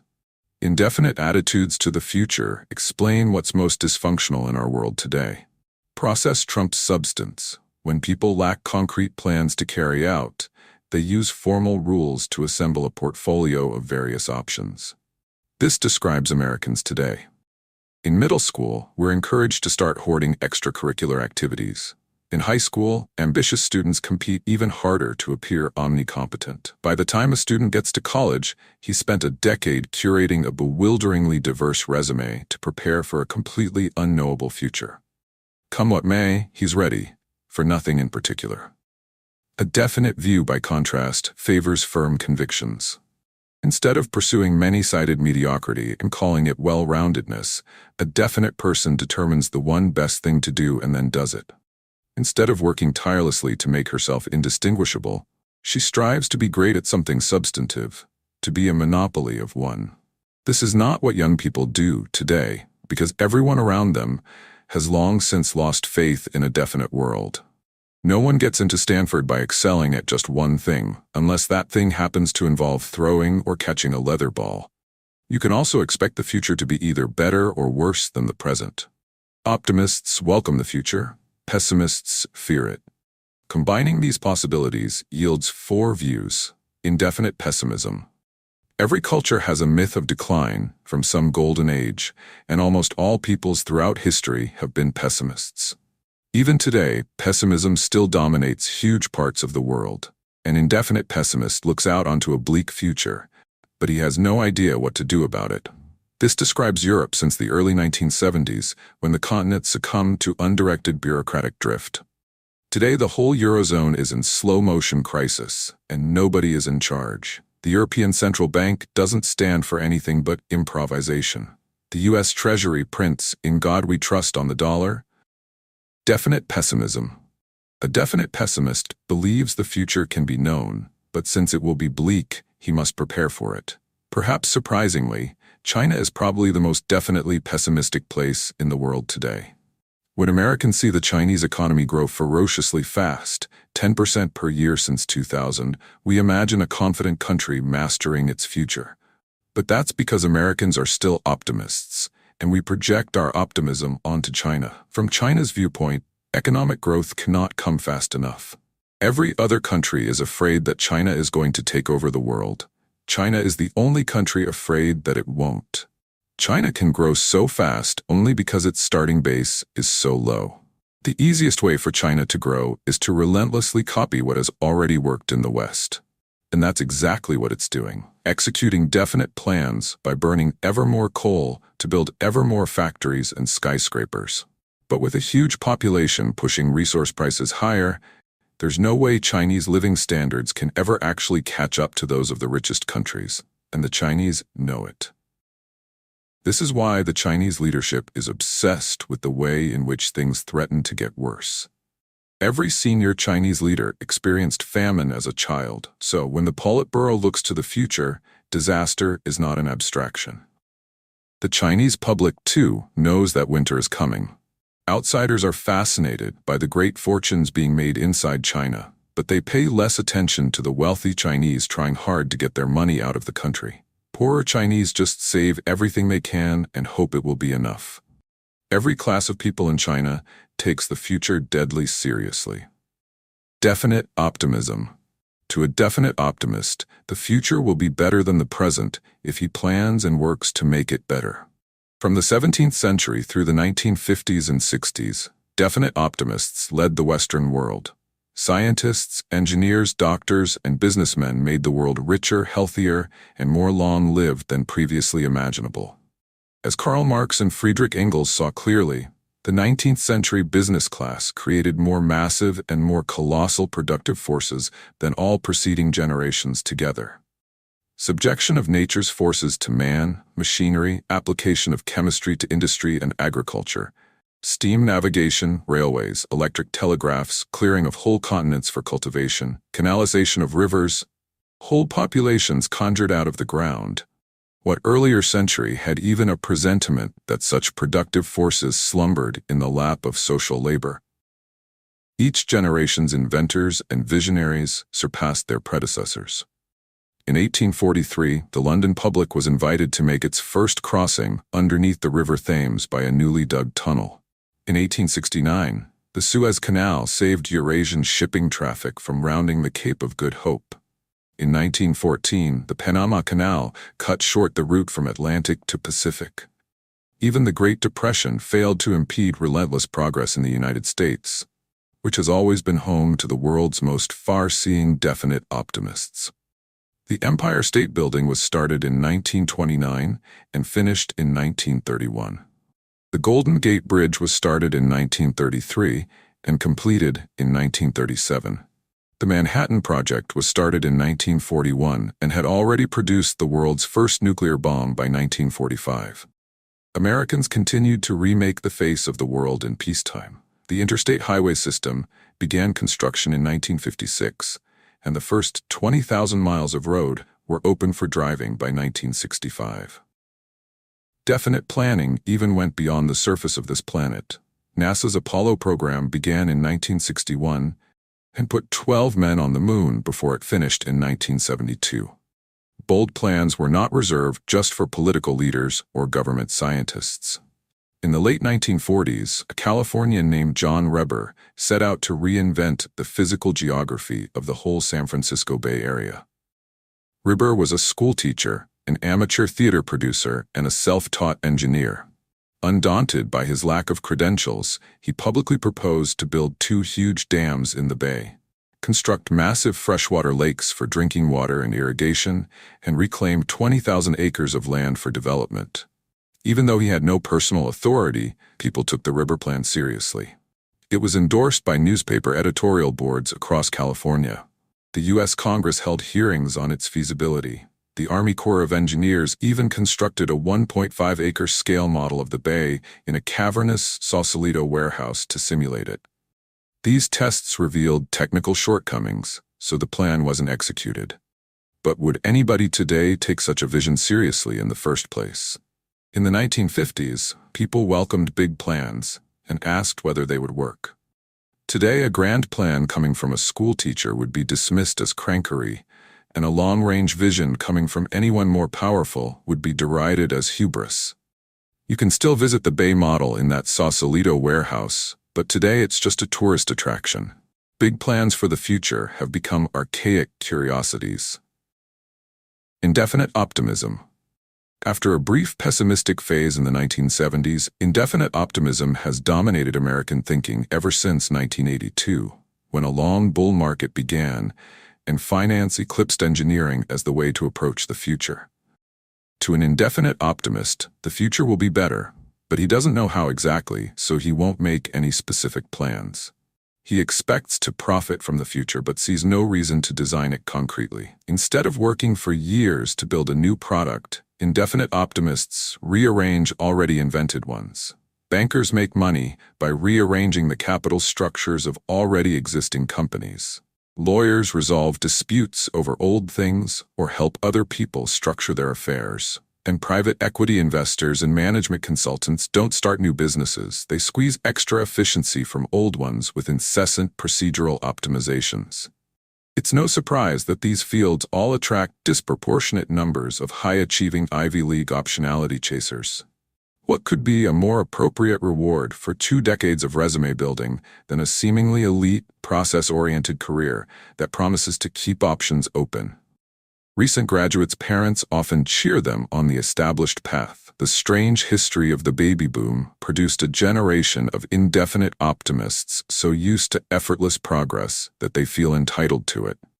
Whether you were born in 1945 or 1950 or 1955, things got better every year for the first 18 years of your life, and it had nothing to do with you. Technological advance seemed to accelerate automatically, so the boomers grew up with great expectations but few specific plans for how to fulfill them. Then, when technological progress stalled in the 1970s, increasing income inequality came to the rescue of the most elite boomers. Every year of adulthood continued to get automatically better and better for the rich and successful. The rest of their generation was left behind. But the wealthy boomers who shape public opinion today see little reason to question their naive optimism. Since tracked careers worked for them, they can't imagine that they won't work for their kids too. Malcolm Gladwell says, "You can't understand Bill Gates' success without understanding his fortunate personal context." He grew up in a good family, went to a private school equipped with a computer lab, and counted Paul Allen as a childhood friend. But perhaps you can't understand Malcolm Gladwell without understanding his historical context as a boomer, born in 1963. When baby boomers grow up and write books to explain why one or another individual is successful, they point to the power of a particular individual's context as determined by chance.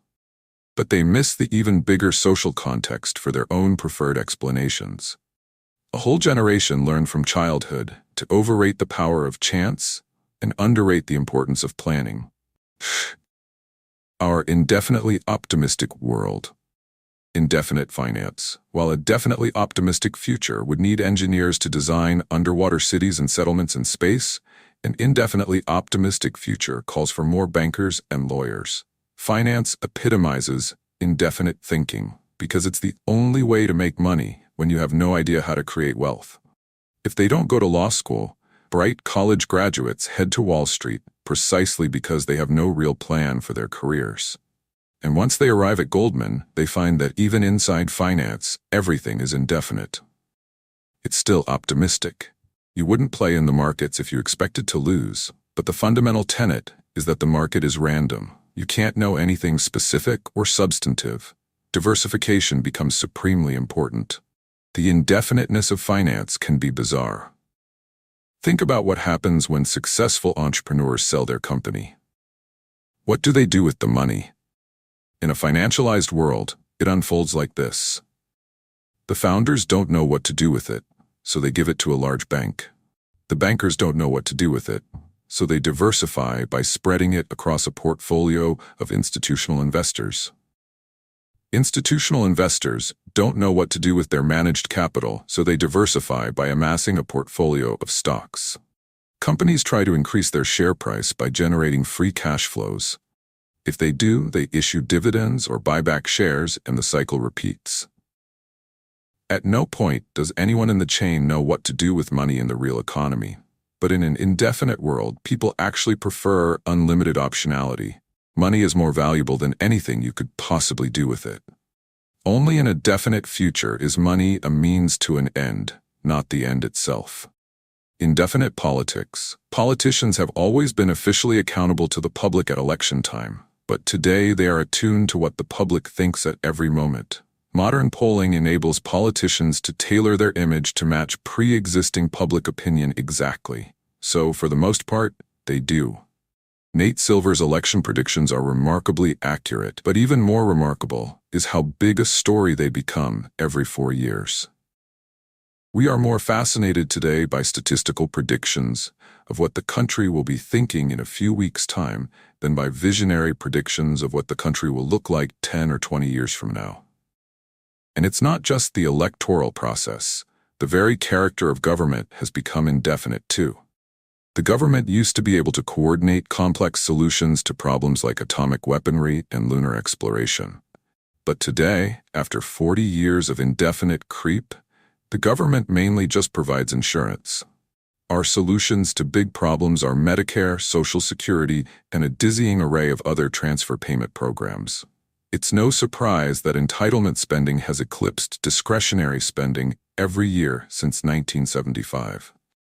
Indefinite philosophy. You can see the shift to an indefinite attitude not just in politics but in the political philosophers whose ideas underpin both left and right. The philosophy of the ancient world was pessimistic. Plato, Aristotle, Epicurus, and Lucretius all accepted strict limits on human potential. The only question was how best to cope with our tragic fate. Modern philosophers have been mostly optimistic.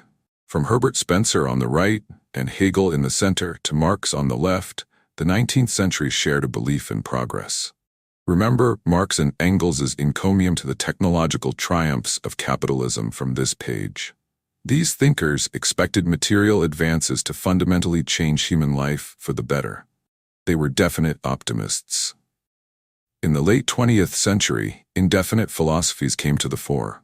The two dominant political thinkers, John Rawls and Robert Nozick, are usually seen as stark opposites. On the egalitarian left, Rawls was concerned with questions of fairness and distribution.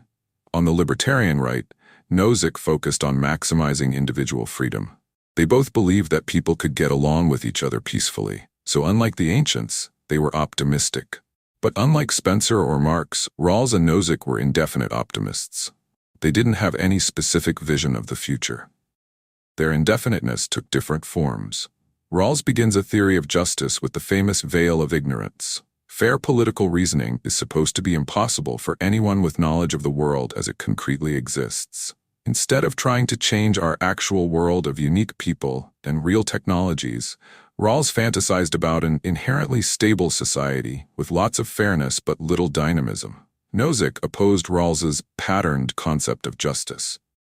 To Nozick, any voluntary exchange must be allowed, and no social pattern could be noble enough to justify maintenance by coercion. He didn't have any more concrete ideas about the good society than Rawls. Both of them focused on process.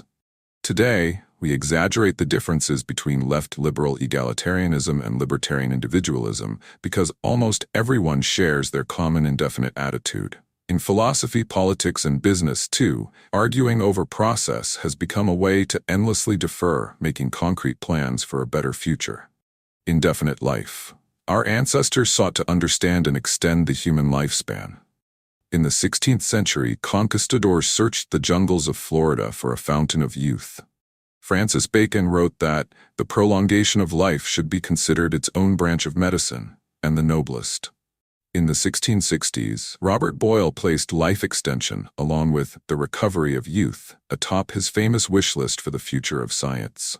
Whether through geographic exploration or laboratory research, the best minds of the Renaissance thought of death as something to defeat. Some resistors were killed in action. We haven't yet uncovered the secrets of life, but insurers and statisticians in the 19th century successfully revealed a secret about death that still governs our thinking today. They discovered how to reduce it to a mathematical probability. Life tables tell us our chances of dying in any given year, something previous generations didn't know. However, in exchange for better insurance contracts, we seem to have given up the search for secrets about longevity. Systematic knowledge of the current range of human lifespans has made that range seem natural. Today, our society is permeated by the twin ideas that death is both inevitable and random. Meanwhile, probabilistic attitudes have come to shape the agenda of biology itself. In 1928, Scottish scientist Alexander Fleming found that a mysterious antibacterial fungus had grown on a petri dish he'd forgotten to cover in his laboratory. He discovered penicillin by accident. Scientists have sought to harness the power of chance ever since. Modern drug discovery aims to amplify Fleming's serendipitous circumstances a millionfold. Pharmaceutical companies search through combinations of molecular compounds at random, hoping to find a hit. But it's not working as well as it used to. Despite dramatic advances over the past 2 centuries, in recent decades, biotechnology hasn't met the expectations of investors or patients. Arum's law, that's Moore's law backward, observes that the number of new drugs approved per $1 billion spent on R&D has halved every 9 years since 1950. Since information technology accelerated faster than ever during those same years, the big question for biotech today is whether it will ever see similar progress. Compare biotech startups to their counterparts in computer software. Biotech startups are an extreme example of indefinite thinking. Researchers experiment with things that just might work instead of refining definite theories about how the body's systems operate. Biologists say they need to work this way because the underlying biology is hard. According to them, IT startups work because we created computers ourselves and designed them to reliably obey our commands. Biotech is difficult because we didn't design our bodies, and the more we learn about them, the more complex they turn out to be. But today it's possible to wonder whether the genuine difficulty of biology has become an excuse for biotech startups' indefinite approach to business in general. Most of the people involved expect some things to work eventually, but few want to commit to a specific company with the level of intensity necessary for success. It starts with the professors, who often become part-time consultants instead of full-time employees, even for the biotech startups that begin from their own research. Then everyone else imitates the professor's indefinite attitude. Is indefinite optimism even possible? What kind of future will our indefinitely optimistic decisions bring about? If American households were saving, at least they could expect to have money to spend later. And if American companies were investing, they could expect to reap the rewards of new wealth in the future. But U.S. households are saving almost nothing, and U.S. companies are letting cash pile up on their balance sheets without investing in new projects because they don't have any concrete plans for the future. The other three views of the future can work. Definite optimism works when you build the future you envision. Definite pessimism works by building what can be copied without expecting anything new. Indefinite pessimism works because it's self-fulfilling. If you're a slacker with low expectations, they'll probably be met. But indefinite optimism seems inherently unsustainable. How can the future get better if no one plans for it? Actually, most everybody in the modern world has already heard an answer to this question. Progress without planning is what we call evolution. Darwin himself wrote that life tends to progress without anybody intending it. Every living thing is just a random iteration on some other organism, and the best iterations win. Darwin's theory explains the origin of trilobites and dinosaurs, but can it be extended to domains that are far removed? Just as Newtonian physics can't explain black holes or the Big Bang, it's not clear that Darwinian biology should explain how to build a better society or how to create a new business out of nothing. Yet in recent years, Darwinian, or pseudo-Darwinian, metaphors have become common in business. Journalists analogize literal survival in competitive ecosystems to corporate survival in competitive markets. Hence, all the headlines like digital Darwinism, dot-com Darwinism, and survival of the clickiest. Even in engineering-driven Silicon Valley, the buzzwords of the moment call for building a lean startup that can adapt and evolve to an ever-changing environment. Would-be entrepreneurs are told that nothing can be known in advance. We're supposed to listen to what customers say they want, make nothing more than a minimum viable product, and iterate our way to success. But leanness is a methodology, not a goal. Making small changes to things that already exist might lead you to a local maximum, but it won't help you find the global maximum. You could build the best version of an app that lets people order toilet paper from their iPhone, but iteration without a bold plan won't take you from 0 to 1. A company is the strangest place of all for an indefinite optimist.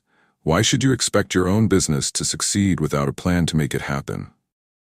Darwinism may be a fine theory in other contexts, but in startups, intelligent design works best. The return of design. What would it mean to prioritize design over chance? Today, good design is an aesthetic imperative, and everybody from slackers to yuppies carefully curates their outward appearance. It's true that every great entrepreneur is first and foremost a designer.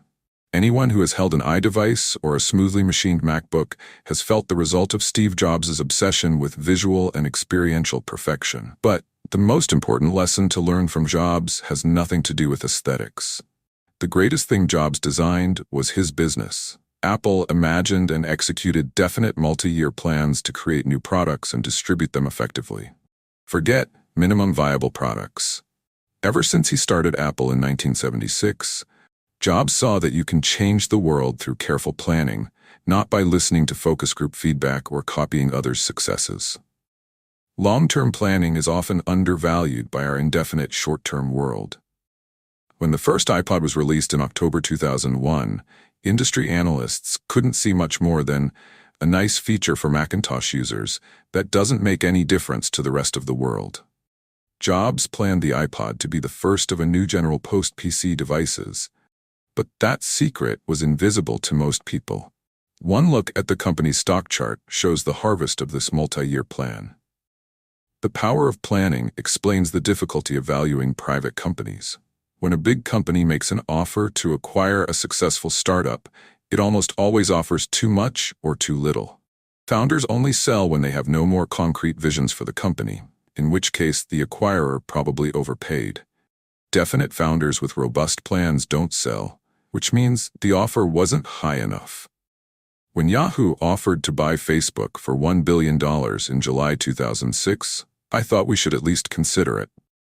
But Mark Zuckerberg walked into the board meeting and announced, "Okay guys, this is just a formality. It shouldn't take more than 10 minutes. We're obviously not going to sell here."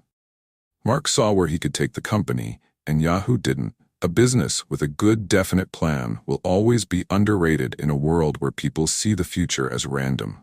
You are not a lottery ticket. We have to find our way back to a definite future, and the Western world needs nothing short of a cultural revolution to do it. Where to start? John Rawls will need to be displaced in philosophy departments. Malcolm Gladwell must be persuaded to change his theories. And pollsters have to be driven from politics. But the philosophy professors and the Gladwells of the world are set in their ways, to say nothing of our politicians. It's extremely hard to make changes in those crowded fields, even with brains and good intentions. A startup is the largest endeavor over which you can have definite mastery. You can have agency not just over your own life, but over a small and important part of the world. 0 to 1. Chapter 7. Follow the money. Money makes money. For whoever has will be given more, and they will have an abundance. Whoever does not have, even what they have will be taken from them. Matthew 25 verse 29.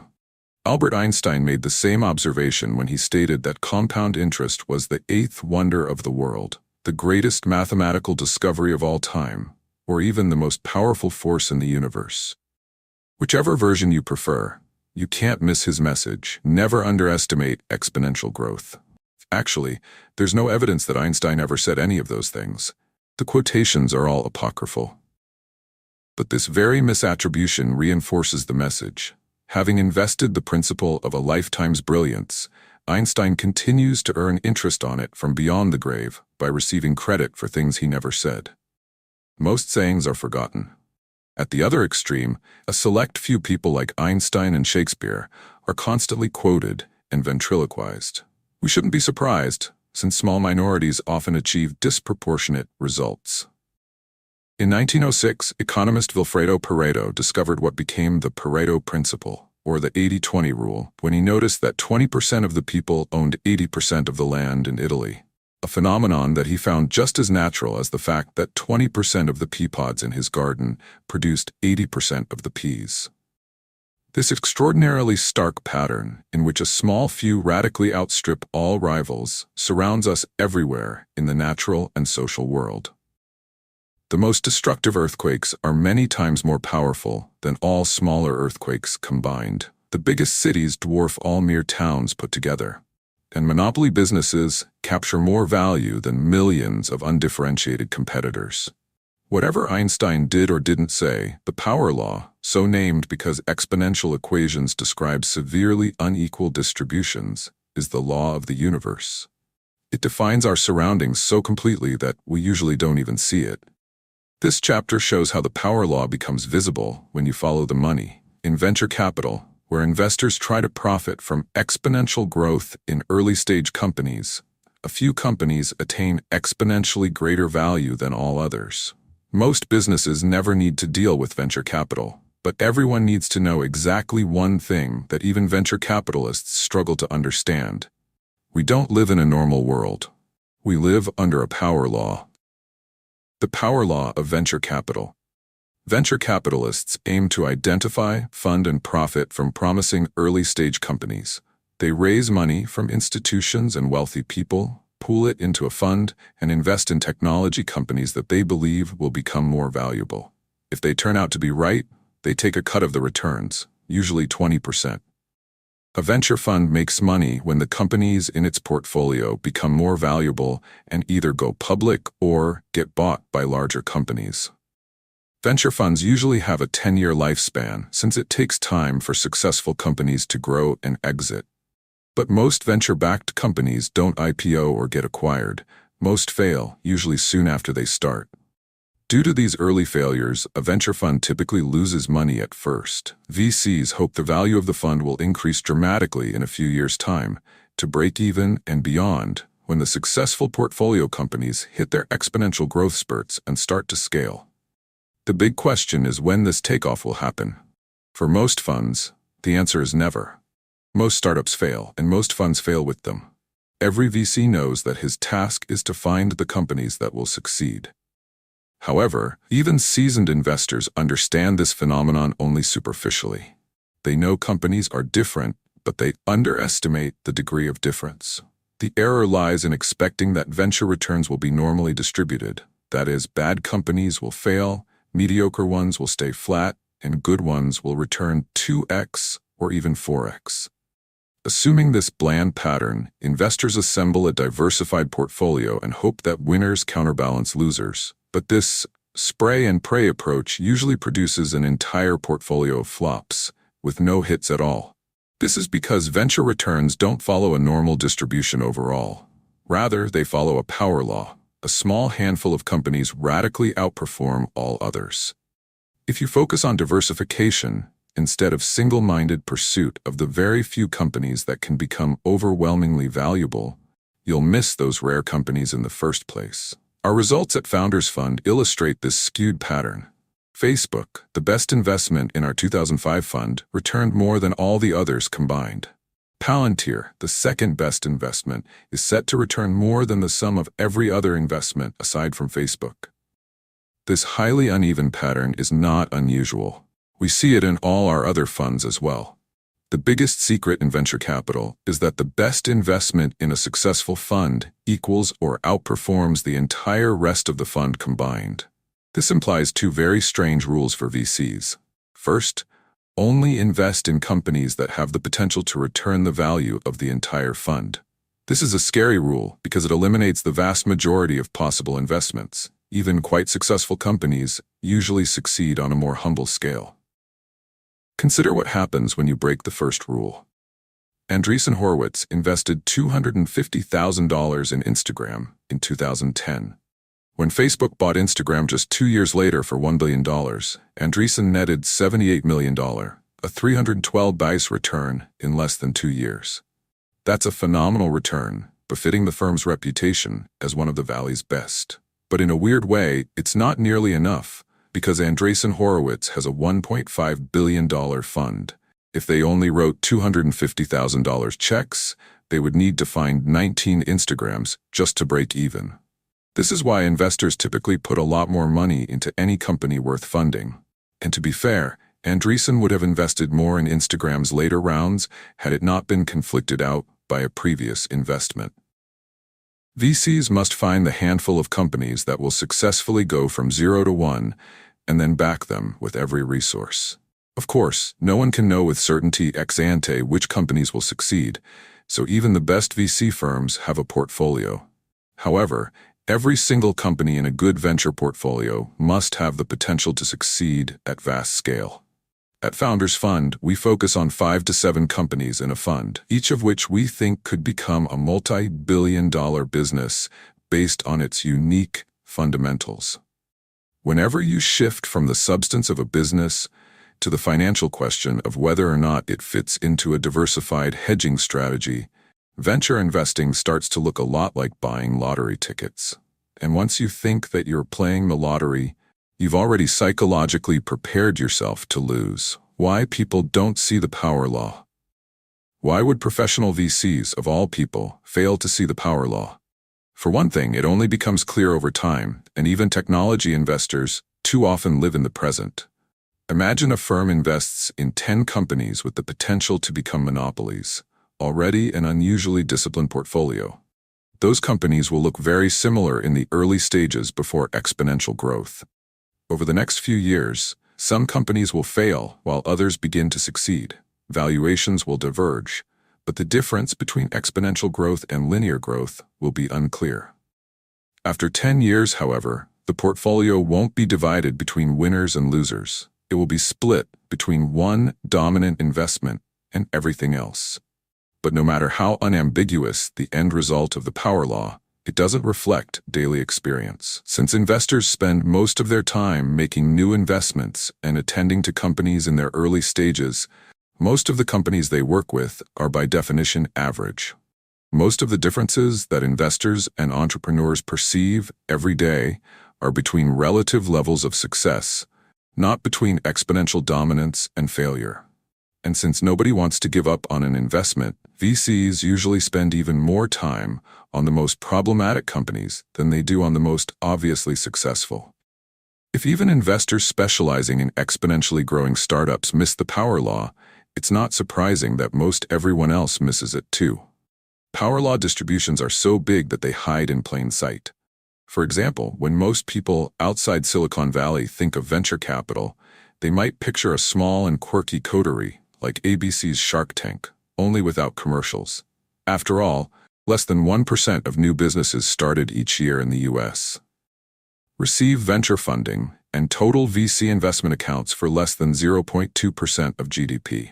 But the results of those investments disproportionately propel the entire economy. Venture-backed companies create 11% of all private sector jobs. They generate annual revenues equivalent to an astounding 21% of GDP. Indeed, the dozen largest tech companies were all venture-backed. Together, those 12 companies are worth more than $2 trillion, more than all other tech companies combined. What to do with the power law? The power law is not just important to investors. Rather, it's important to everybody, because everybody is an investor. An entrepreneur makes a major investment just by spending her time working on a startup. Therefore, every entrepreneur must think about whether her company is going to succeed and become valuable. Every individual is unavoidably an investor too. When you choose a career, you act on your belief that the kind of work you do will be valuable decades from now. The most common answer to the question of future value is a diversified portfolio. Don't put all your eggs in one basket. Everyone has been told. As we said, even the best venture investors have a portfolio, but investors who understand the power law make as few investments as possible. The kind of portfolio thinking embraced by both folk wisdom and financial convention, by contrast, regards diversified betting as a source of strength. The more you dabble, the more you are supposed to have hedged against the uncertainty of the future. But life is not a portfolio, not for a startup founder, and not for any individual. An entrepreneur cannot diversify herself. You cannot run dozens of companies at the same time and then hope that one of them works out well. Less obvious, but just as important, an individual cannot diversify his own life by keeping dozens of equally possible careers in ready reserve. Our schools teach the opposite. Institutionalized education traffics in a kind of homogenized, generic knowledge. Everybody who passes through the American school system learns not to think in power law terms. School course period lasts 45 minutes, whatever the subject. Every student proceeds at a similar pace. At college, model students obsessively hedge their futures by assembling a suite of exotic and minor skills. Every university believes in excellence, and 100-page course catalogs arranged alphabetically according to arbitrary departments of knowledge seem designed to reassure you that it doesn't matter what you do, as long as you do it well. That is completely false. It does matter what you do. You should focus relentlessly on something you're good at doing, but before that, you must think hard about whether it will be valuable in the future. For the startup world, this means you should not necessarily start your own company, even if you are extraordinarily talented. If anything, too many people are starting their own companies today. People who understand the power law will hesitate more than others when it comes to founding a new venture. They know how tremendously successful they could become by joining the very best company while it's growing fast. The power law means that differences between companies will dwarf the differences in roles inside companies. You could have 100% of the equity if you fully fund your own venture, but if it fails, you'll have 100% of nothing. Owning just 0.01% of Google, by contrast, is incredibly valuable. More than $35 million as of this writing. If you do start your own company, you must remember the power law to operate it well. The most important things are singular. One market will probably be better than all others, as we discussed in Chapter 5. One distribution strategy usually dominates all others too. For that, see Chapter 11. Time and decision-making themselves follow a power law, and some moments matter far more than others. See Chapter 9. However, you can't trust a world that denies the power law to accurately frame your decisions for you. So what's most important is rarely obvious. It might even be secret. But in a power law world, you can't afford not to think hard about where your actions will fall on the curve. 0-1. Chapter 8, Secrets. Every one of today's most famous and familiar ideas was once unknown and unsuspected. The mathematical relationship between a triangle's sides, for example, was secret for millennia. Pythagoras had to think hard to discover it. If you wanted in on Pythagoras's new discovery, joining his strange vegetarian cult was the best way to learn about it. Today, his geometry has become a convention, a simple truth we teach to grade schoolers. A conventional truth can be important. It's essential to learn elementary mathematics, for example, but it won't give you an edge. It's not a secret. Remember our contrarian question. What important truth do very few people agree with you on? If we already understand as much of the natural world as we ever will, if all of today's conventional ideas are already enlightened, and if everything has already been done, then there are no good answers. Contrarian thinking doesn't make any sense unless the world still has secrets left to give up. Of course, there are many things we don't yet understand, but some of those things may be impossible to figure out. Mysteries rather than secrets. For example, string theory describes the physics of the universe in terms of vibrating one-dimensional objects called strings. Is string theory true? You can't really design experiments to test it. Very few people, if any, could ever understand all its implications. But is that just because it's difficult? Or is it an impossible mystery? The difference matters. You can achieve difficult things, but you can't achieve the impossible. Recall the business version of our contrarian question. What valuable company is nobody building? Every correct answer is necessarily a secret. Something important and unknown.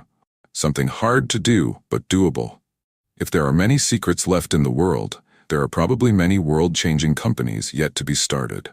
This chapter will help you think about secrets and how to find them. Why aren't people looking for secrets? Most people act as if there were no secrets left to find. An extreme representative of this view is Ted Kaczynski, infamously known as the Unabomber. Kaczynski was a child prodigy who enrolled at Harvard at 16. He went on to get a PhD in math and become a professor at UC Berkeley. But you've only ever heard of him because of the 17-year terror campaign he waged with pipe bombs against professors, technologists, and business people. In late 1995, the authorities didn't know who or where the Unabomber was. The biggest clue was a 35,000-word manifesto that Kaczynski had written and anonymously mailed to the press.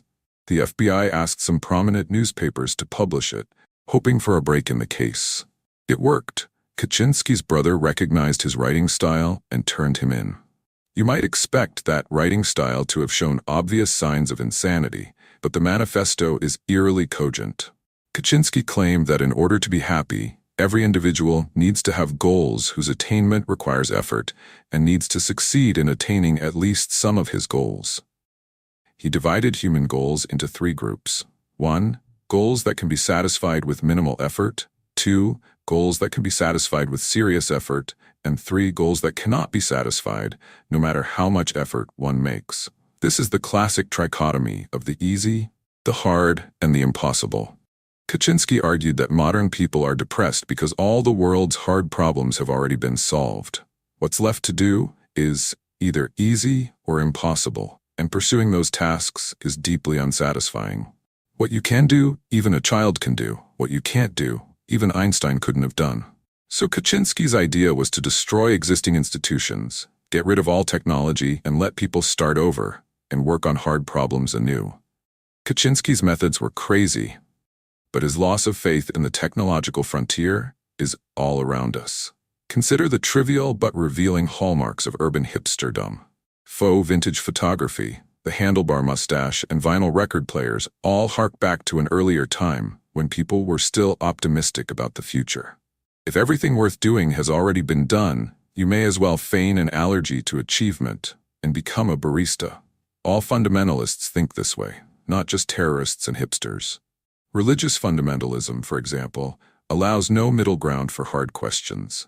There are easy truths that children are expected to rattle off, and then there are the mysteries of God, which can't be explained. In between, the zone of hard truths, lies heresy. In the modern religion of environmentalism, the easy truth is that we must protect the environment. Beyond that, Mother Nature knows best, and she cannot be questioned. Free marketeers worship a similar logic. The value of things is set by the market. Even a child can look up stock quotes, but whether those prices make sense is not to be second-guessed. The market knows far more than you ever could. Why has so much of our society come to believe that there are no hard secrets left? It might start with geography. There are no blank spaces left on the map anymore. If you grew up in the 18th century, there were still new places to go. After hearing tales of foreign adventure, you could become an explorer yourself. This was probably true up through the 19th and early 20th centuries. After that point, photography from National Geographic showed every Westerner what even the most exotic, underexplored places on Earth look like.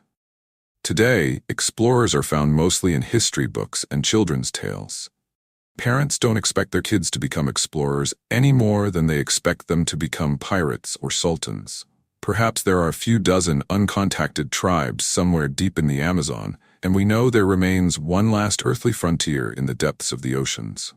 But the unknown seems less accessible than ever. Along with the natural fact that physical frontiers have receded, 4 social trends have conspired to root out belief in secrets. First is incrementalism. From an early age, we are taught that the right way to do things is to proceed one very small step at a time, day by day, grade by grade. If you overachieve and end up learning something that's not on the test, you won't receive credit for it. But in exchange for doing exactly what's asked of you, and for doing it just a bit better than your peers, you'll get an A. This process extends all the way up through the tenure track, which is why academics usually chase large numbers of trivial publications instead of new frontiers. Second is risk aversion. People are scared of secrets because they are scared of being wrong. By definition, a secret hasn't been vetted by the mainstream. If your goal is to never make a mistake in your life, you shouldn't look for secrets. The prospect of being lonely, but right, dedicating your life to something that no one else believes in, is already hard. The prospect of being lonely and wrong can be unbearable. Third is complacency. Social elites have the most freedom and ability to explore new thinking, but they seem to believe in secrets the least. Why search for a new secret if you can comfortably collect rents on everything that has already been done? Every fall, the deans at top law schools and business schools welcome the incoming class with the same implicit message. You got into this elite institution. Your worries are over. You're set for life. But that's probably the kind of thing that's true, only if you don't believe it. Fourth is flatness. As globalization advances, people perceive the world as one homogeneous, highly competitive marketplace. The world is flat. Given that assumption, anyone who might have had the ambition to look for a secret will first ask himself, if it were possible to discover something new, wouldn't someone from the faceless global talent pool of smarter and more creative people have found it already? This voice of doubt can dissuade people from even starting to look for secrets in a world that seems too big a place for any individual to contribute something unique. There's an optimistic way to describe the result of these trends. Today, you can't start a cult. 40 years ago, people were more open to the idea that not all knowledge was widely known. From the Communist Party to the Hare Krishnas, large numbers of people thought they could join some enlightened vanguard that would show them the way. Very few people take unorthodox ideas seriously today, and the mainstream sees that as a sign of progress. We can be glad that there are fewer crazy cults now, yet that gain has come at great cost. We have given up our sense of wonder at secrets left to be discovered. The world according to convention. How must you see the world if you don't believe in secrets? You'd have to believe we've already solved all great questions. If today's conventions are correct, we can afford to be smug and complacent. God's in his heaven, all's right with the world. For example, a world without secrets would enjoy a perfect understanding of justice. Every injustice necessarily involves a moral truth that very few people recognize early on. In a democratic society, a wrongful practice persists only when most people don't perceive it to be unjust. At first, only a small minority of abolitionists knew that slavery was evil. That view has rightly become conventional, but it was still a secret in the early 19th century. To say that there are no secrets left today would mean that we live in a society with no hidden injustices.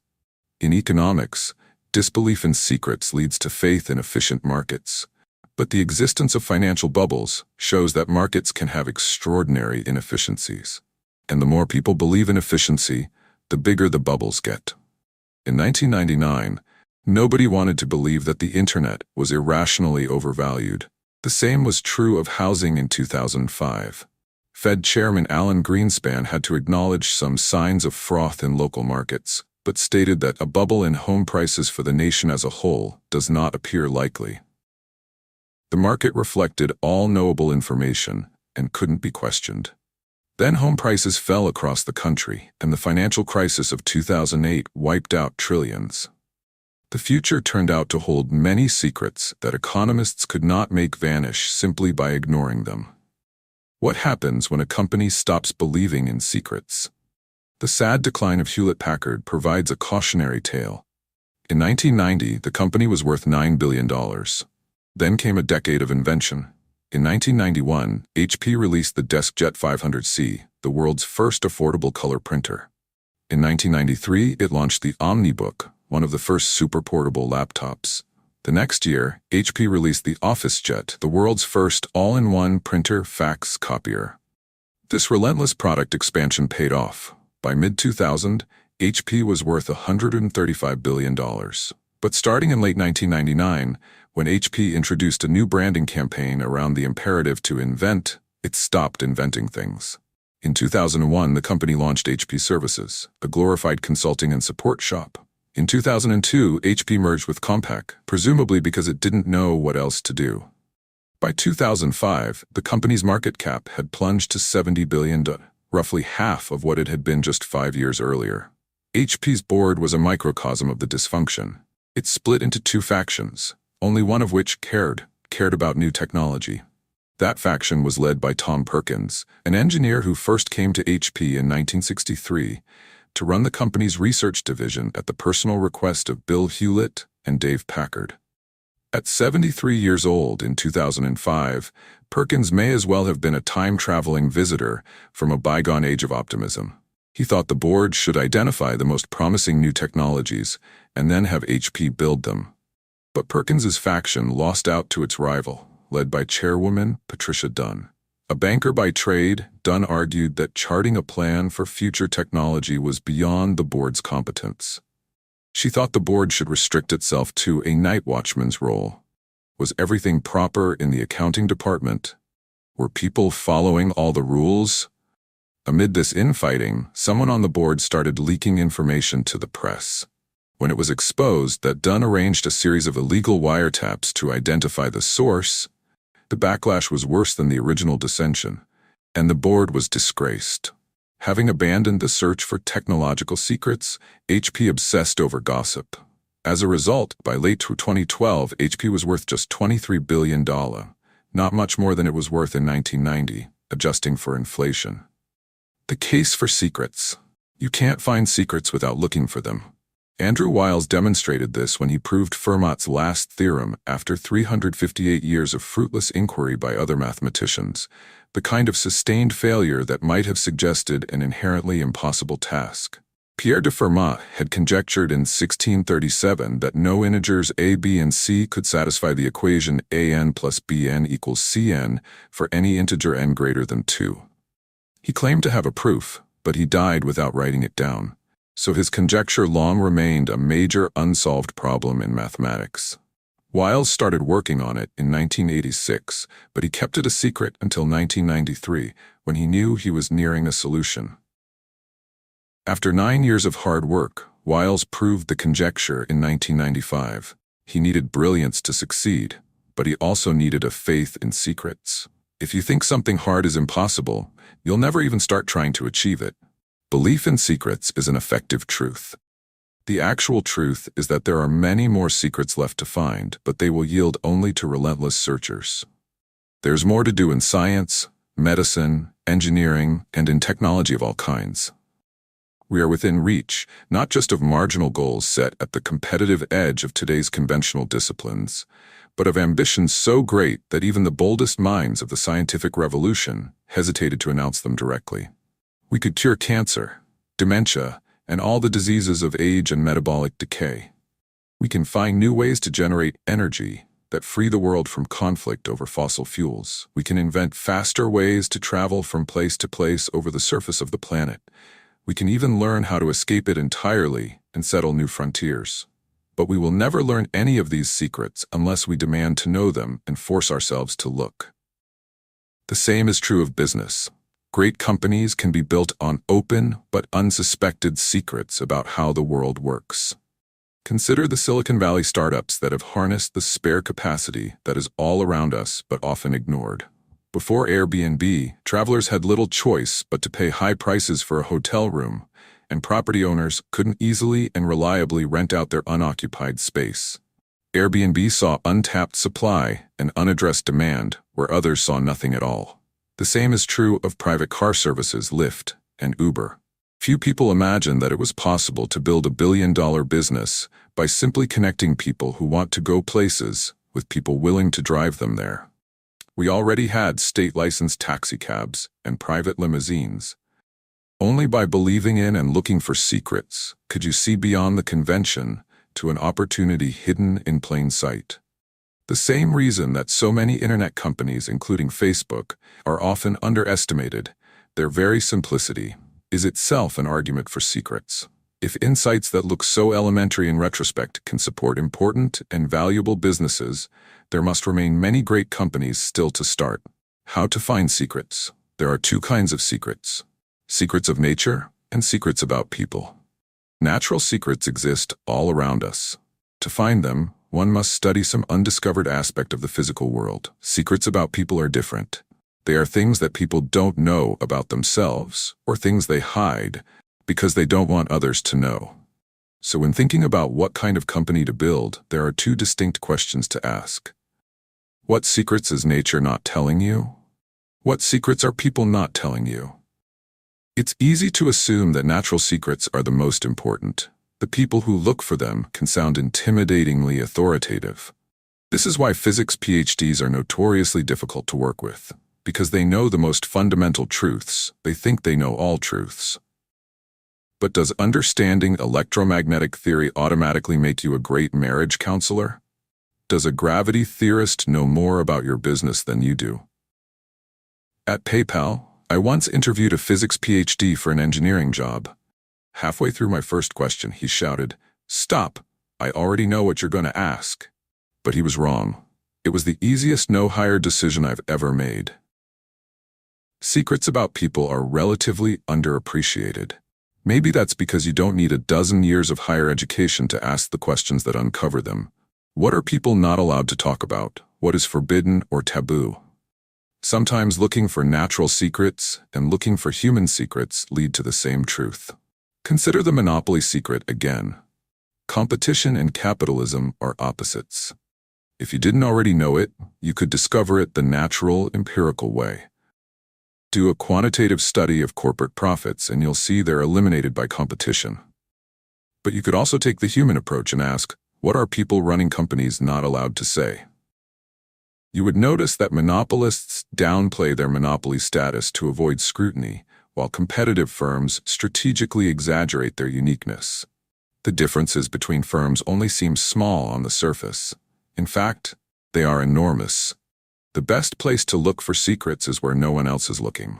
Most people think only in terms of what they've been taught. Schooling itself aims to impart conventional wisdom.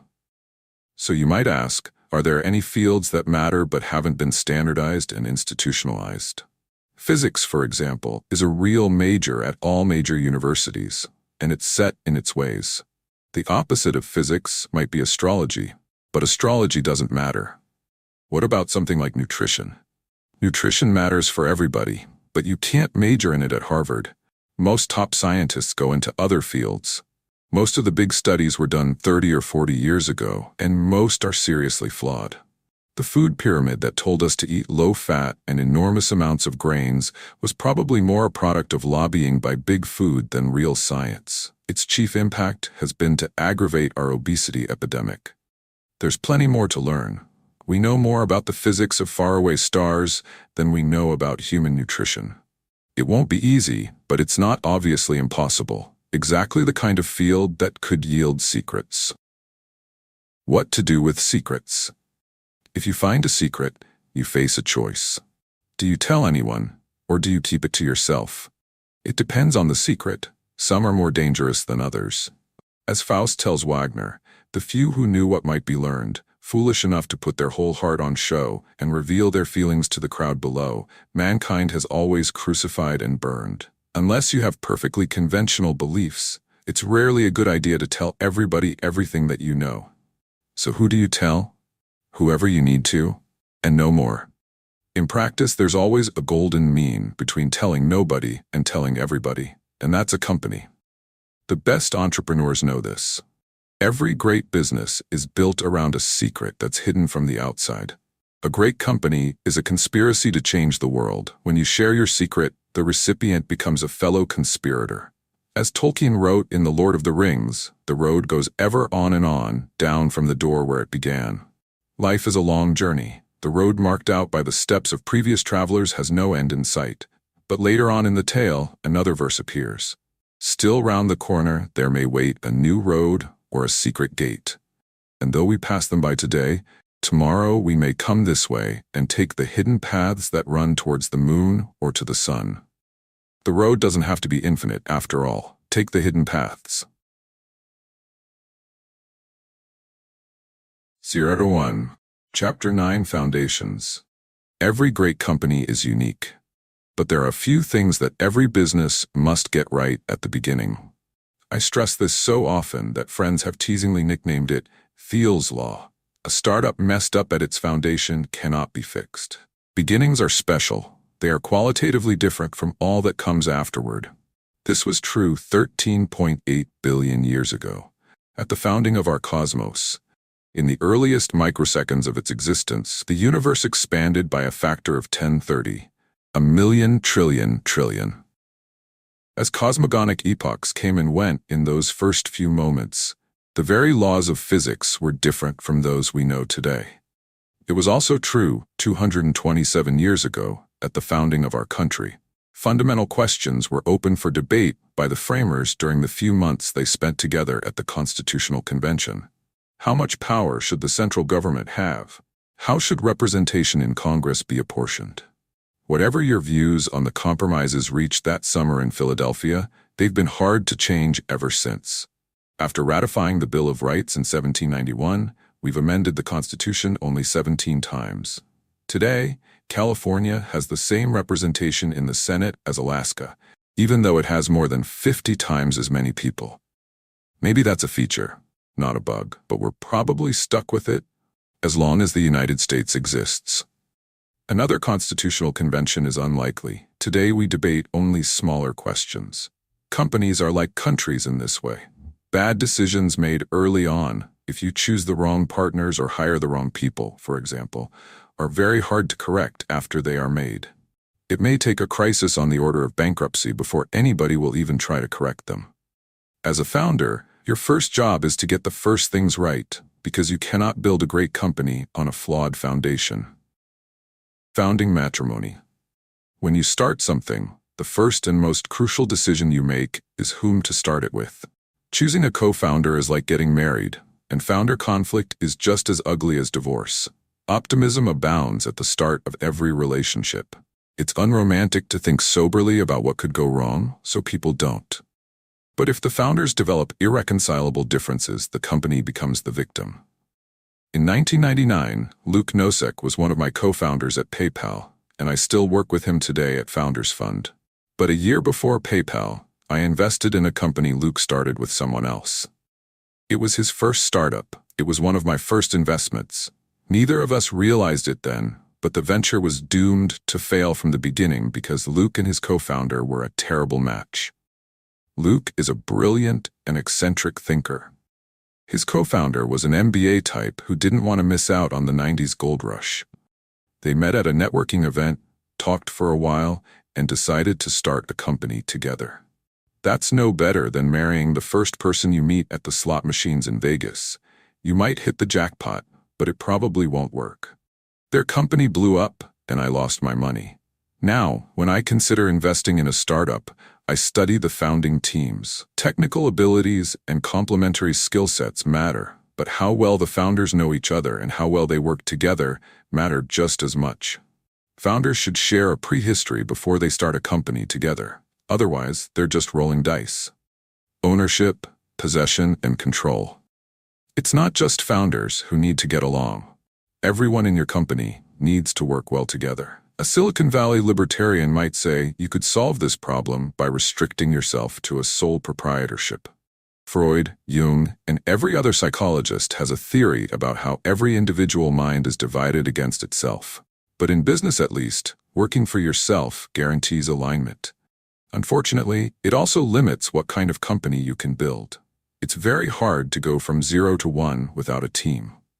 A Silicon Valley anarchist might say you could achieve perfect alignment as long as you hire just the right people who will flourish peacefully without any guiding structure. Serendipity and even free-form chaos at the workplace are supposed to help disrupt all the old rules made and obeyed by the rest of the world. And indeed, if men were angels, no government would be necessary. But anarchic companies miss what James Madison saw. Men aren't angels. That's why executives who manage companies and directors who govern them have separate roles to play. It's also why founders and investors' claims on a company are formally defined.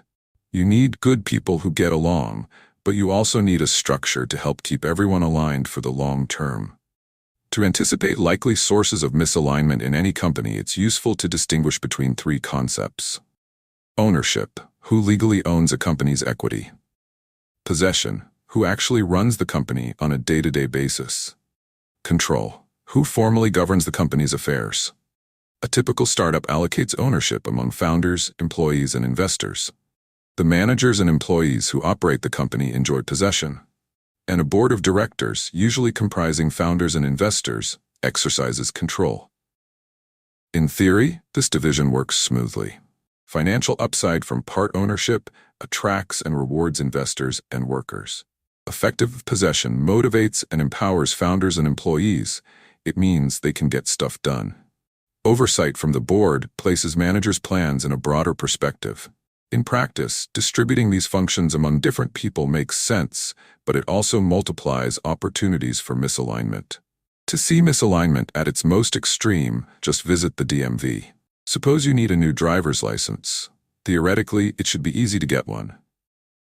The DMV is a government agency, and we live in a democratic republic. All power resides in the people, who elect representatives to serve them in government.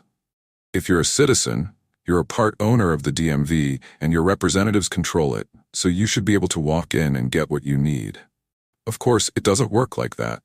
We the people may own the DMV's resources, but that ownership is merely fictional.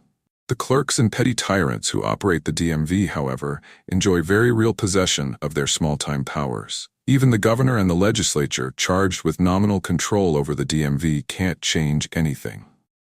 The bureaucracy lurches ever sideways of its own inertia, no matter what actions elected officials take. Accountable to nobody, the DMV is misaligned with everybody. Bureaucrats can make your licensing experience pleasurable or nightmarish at their sole discretion. You can try to bring up political theory and remind them that you are the boss, but that's unlikely to get you better service. Big corporations do better than the DMV, but they're still prone to misalignment, especially between ownership and possession. The CEO of a huge company like General Motors, for example, will own some of the company's stock, but only a trivial portion of the total. Therefore, he's incentivized to reward himself through the power of possession rather than the value of ownership. Posting good quarterly results will be enough for him to keep his high salary and corporate jet. Misalignment can creep in even if he receives stock compensation in the name of shareholder value. If that stock comes as a reward for short-term performance, he will find it more lucrative and much easier to cut costs, instead of investing in a plan that might create more value for all shareholders far in the future. Unlike corporate giants, early-stage startups are small enough that founders usually have both ownership and possession. Most conflicts in a startup erupt between ownership and control, that is, between founders and investors on the board. The potential for conflict increases over time as interests diverge. A board member might want to take a company public as soon as possible to score a win for his venture firm, while the founders would prefer to stay private and grow the business. In the boardroom, less is more. The smaller the board, the easier it is for the directors to communicate, to reach consensus, and to exercise effective oversight. However, that very effectiveness means that a small board can forcefully oppose management in any conflict. This is why it's crucial to choose wisely. Every single member of your board matters. Even one problem director will cause you pain, and may even jeopardize your company's future. A board of 3 is ideal. Your board should never exceed 5 people, unless your company is publicly held. Government regulations effectively mandate that public companies have larger boards. The average is 9 members. By far, the worst you can do is to make your board extra large. When unsavvy observers see a nonprofit organization with dozens of people on its board, they think, look how many great people are committed to this organization. It must be extremely well run. Actually, a huge board will exercise no effective oversight at all. It merely provides cover for whatever micro-dictator actually runs the organization. If you want that kind of free rein from your board, blow it up to giant size. If you want an effective board, keep it small. On the bus or off the bus, as a general rule, everyone you involve with your company should be involved full-time. Sometimes you'll have to break this rule. It usually makes sense to hire outside lawyers and accountants, for example. However, anyone who doesn't own stock options or draw a regular salary from your company is fundamentally misaligned. At the margin, they'll be biased to claim value in the near term, not help you create more in the future. That's why hiring consultants doesn't work. Part-time employees don't work. Even working remotely should be avoided, because misalignment can creep in whenever colleagues aren't together full-time in the same place every day. If you're deciding whether to bring someone on board, the decision is binary. Ken Kesey was right. You're either on the bus or off the bus. Cash is not king. For people to be fully committed, they should be properly compensated. Whenever an entrepreneur asks me to invest in his company, I ask him how much he intends to pay himself. A company does better the less it pays the CEO. That's one of the single clearest patterns I've noticed from investing in hundreds of startups. In no case should a CEO of an early-stage venture-backed startup receive more than $150,000 per year in salary. It doesn't matter if he got used to making much more than that at Google, or if he has a large mortgage and hefty private school tuition bills. If a CEO collects $300,000 per year, he risks becoming more like a politician than a founder. High pay incentivizes him to defend the status quo along with his salary, not to work with everyone else, to surface problems and fix them aggressively. A cash-poor executive, by contrast, will focus on increasing the value of the company as a whole. Low CEO pay also sets the standard for everyone else. Aaron Levy, the CEO of Box, was always careful to pay himself less than everyone else in the company. 4 years after he started Box, he was still living 2 blocks away from HQ in a 1-bedroom apartment with no furniture except a mattress. Every employee noticed his obvious commitment to the company's mission and emulated it. If a CEO doesn't set an example by taking the lowest salary in the company, he can do the same thing by drawing the highest salary. So long as that figure is still modest, it sets an effective ceiling on cash compensation. Cash is attractive. It offers pure optionality. Once you get your paycheck, you can do anything you want with it. However, high cash compensation teaches workers to claim value from the company as it already exists, instead of investing their time to create new value in the future. A cash bonus is slightly better than a cash salary. At least it's contingent on a job well done. But even so-called incentive pay encourages short-term thinking and value grabbing. Any kind of cash is more about the present than the future. Vested interests. Startups don't need to pay high salaries because they can offer something better: part ownership of the company itself. Equity is the one form of compensation that can effectively orient people toward creating value in the future. However, for equity to create commitment rather than conflict, you must allocate it very carefully. Giving everyone equal shares is usually a mistake. Every individual has different talents and responsibilities, as well as different opportunity costs, so equal amounts will seem arbitrary and unfair from the start. On the other hand, granting different amounts up front is just as sure to seem unfair. Resentment at this stage can kill a company, but there's no ownership formula to perfectly avoid it. This problem becomes even more acute over time as more people join the company. Early employees usually get the most equity because they take more risk, but some later employees might be even more crucial to a venture's success. A secretary who joined eBay in 1996 might have made 200 times more than her industry veteran boss who joined in 1999. The graffiti artist who painted Facebook's office walls in 2005 got stock that turned out to be worth $200 million, while a talented engineer who joined in 2010 might have made only $2 million. Since it's impossible to achieve perfect fairness when distributing ownership, founders would do well to keep the details secret. Sending out a company-wide email that lists everyone's ownership stake would be like dropping a nuclear bomb on your office. Most people don't want equity at all.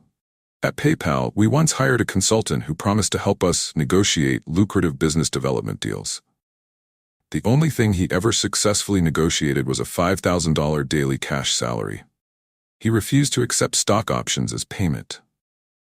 Stories of startup chefs becoming millionaires notwithstanding, people often find equity unattractive. It's not liquid like cash. It's tied to one specific company, and if that company doesn't succeed, it's worthless. Equity is a powerful tool precisely because of these limitations. Anyone who prefers owning a part of your company to being paid in cash reveals a preference for the long term and a commitment to increasing your company's value in the future. Equity can't create perfect incentives, but it's the best way for a founder to keep everyone in the company broadly aligned. Extending the founding, Bob Dylan has said that he who is not busy being born is busy dying. If he's right, being born doesn't happen at just one moment. You might even continue to do it somehow. Poetically at least. The founding moment of a company, however, really does happen just once. Only at the very start do you have the opportunity to set the rules that will align people toward the creation of value in the future. The most valuable kind of company maintains an openness to invention that is most characteristic of beginnings.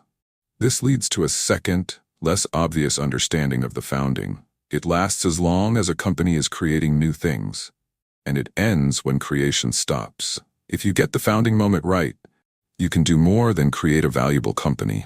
You can steer its distant future toward the creation of new things instead of the stewardship of inherited success. You might even extend its founding indefinitely.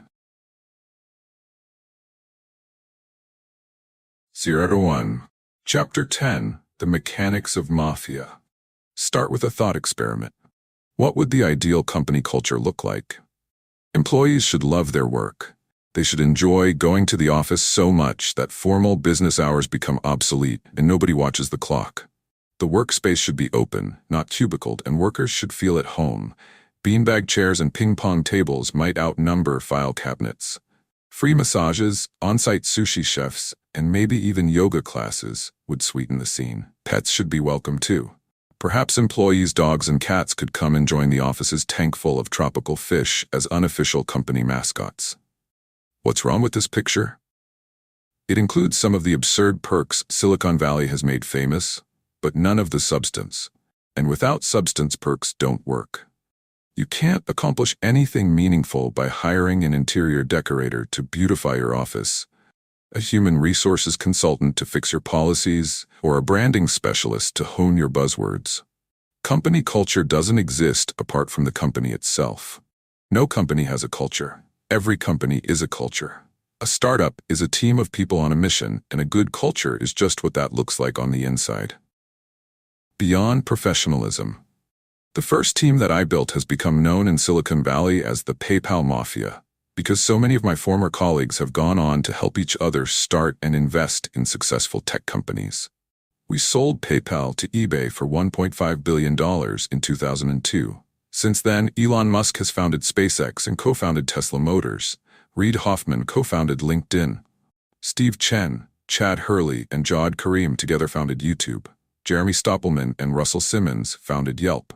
David Sachs co-founded Yammer, and I co-founded Palantir. Today, all 7 of those companies are worth more than $1 billion each. PayPal's office amenities never got much press, but the team has done extraordinarily well, both together and individually. The culture was strong enough to transcend the original company. We didn't assemble a mafia by sorting through resumes and simply hiring the most talented people. I had seen the mixed results of that approach firsthand when I worked at a New York law firm. The lawyers I worked with ran a valuable business, and they were impressive individuals one by one. But the relationships between them were oddly thin. They spent all day together, but few of them seemed to have much to say to each other outside the office. Why work with a group of people who don't even like each other? Many seem to think it's a sacrifice necessary for making money. But taking a merely professional view of the workplace, in which free agents check in and out on a transactional basis, is worse than cold. It's not even rational. Since time is your most valuable asset, it's odd to spend it working with people who don't envision any long-term future together. If you can't count durable relationships among the fruits of your time at work, you haven't invested your time well, even in purely financial terms.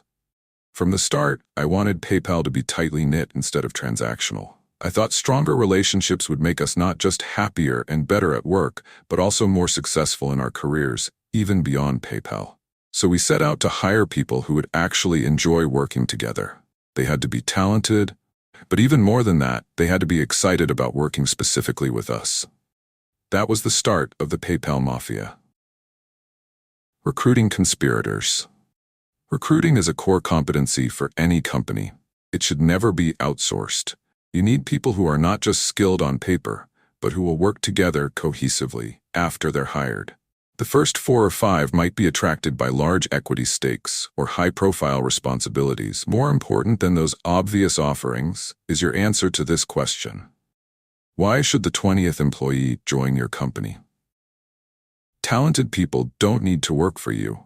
They have plenty of options. You should ask yourself a more pointed version of the question.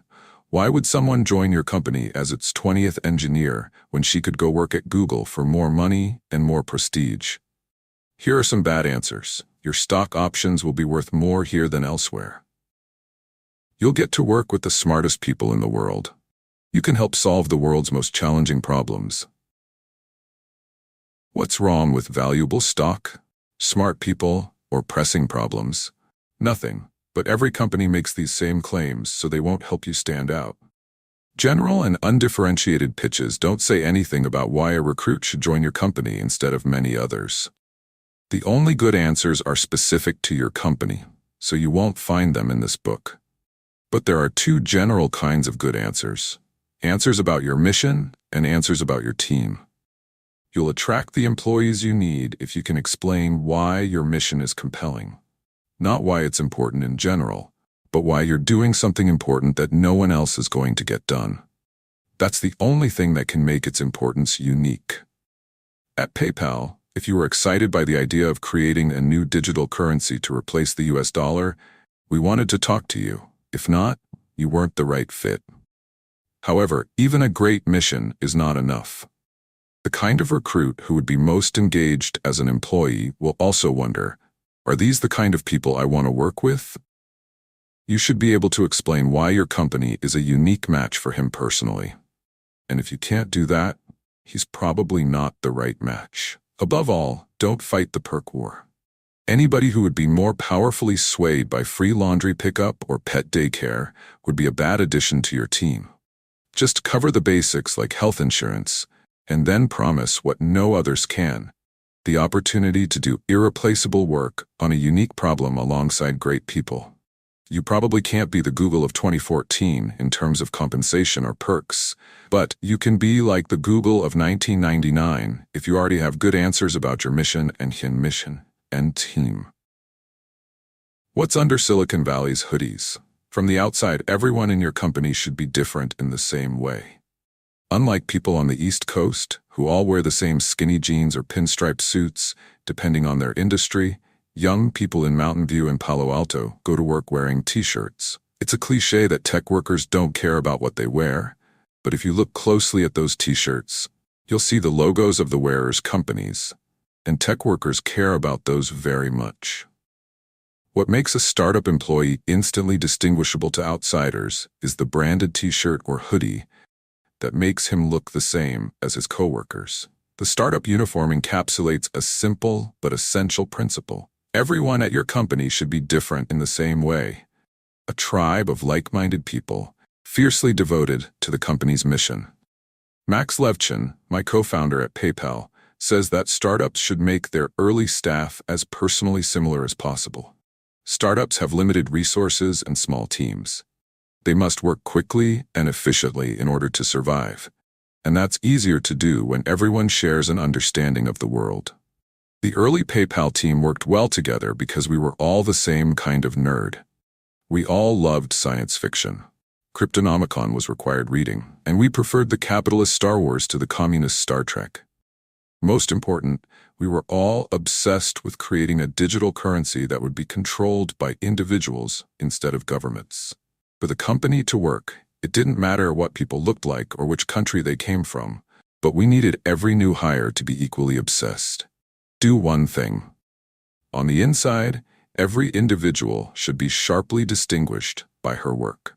When assigning responsibilities to employees in a startup, you could start by treating it as a simple optimization problem to efficiently match talents with tasks. But even if you could somehow get this perfectly right, any given solution would quickly break down. Partly that's because startups have to move fast, so individual roles can't remain static for long. But it's also because job assignments aren't just about the relationships between workers and tasks. They're also about relationships between employees. The best thing I did as a manager at PayPal was to make every person in the company responsible for doing just one thing.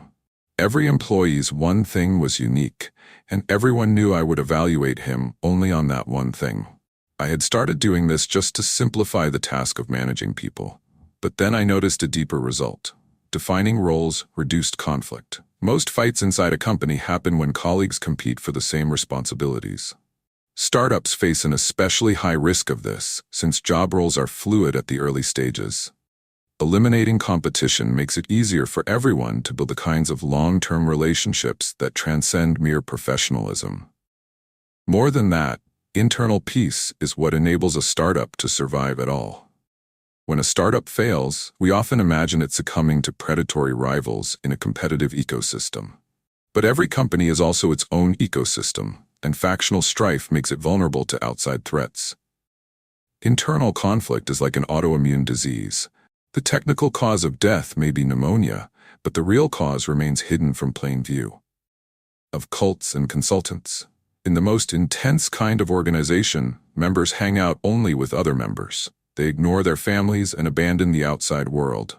In exchange, they experience strong feelings of belonging and maybe get access to esoteric truths denied to ordinary people. We have a word for such organizations: cults. Cultures of total dedication look crazy from the outside, partly because the most notorious cults were homicidal. Jim Jones and Charles Manson did not make good exits, but entrepreneurs should take cultures of extreme dedication seriously. Is a lukewarm attitude to one's work a sign of mental health? Is a merely professional attitude the only sane approach? The extreme opposite of a cult is a consulting firm like Accenture. Not only does it lack a distinctive mission of its own, but individual consultants are regularly dropping in and out of companies to which they have no long-term connection whatsoever. Every company culture can be plotted on a linear spectrum. The best startups might be considered slightly less extreme kinds of cults. The biggest difference is that cults tend to be fanatically wrong about something important. People at a successful startup are fanatically right about something those outside it have missed. You're not going to learn those kinds of secrets from consultants, and you don't need to worry if your company doesn't make sense to conventional professionals.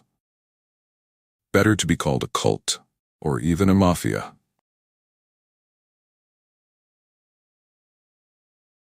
0 to 1. Chapter 11. If you build it, will they come? Even though sales is everywhere, most people underrate its importance.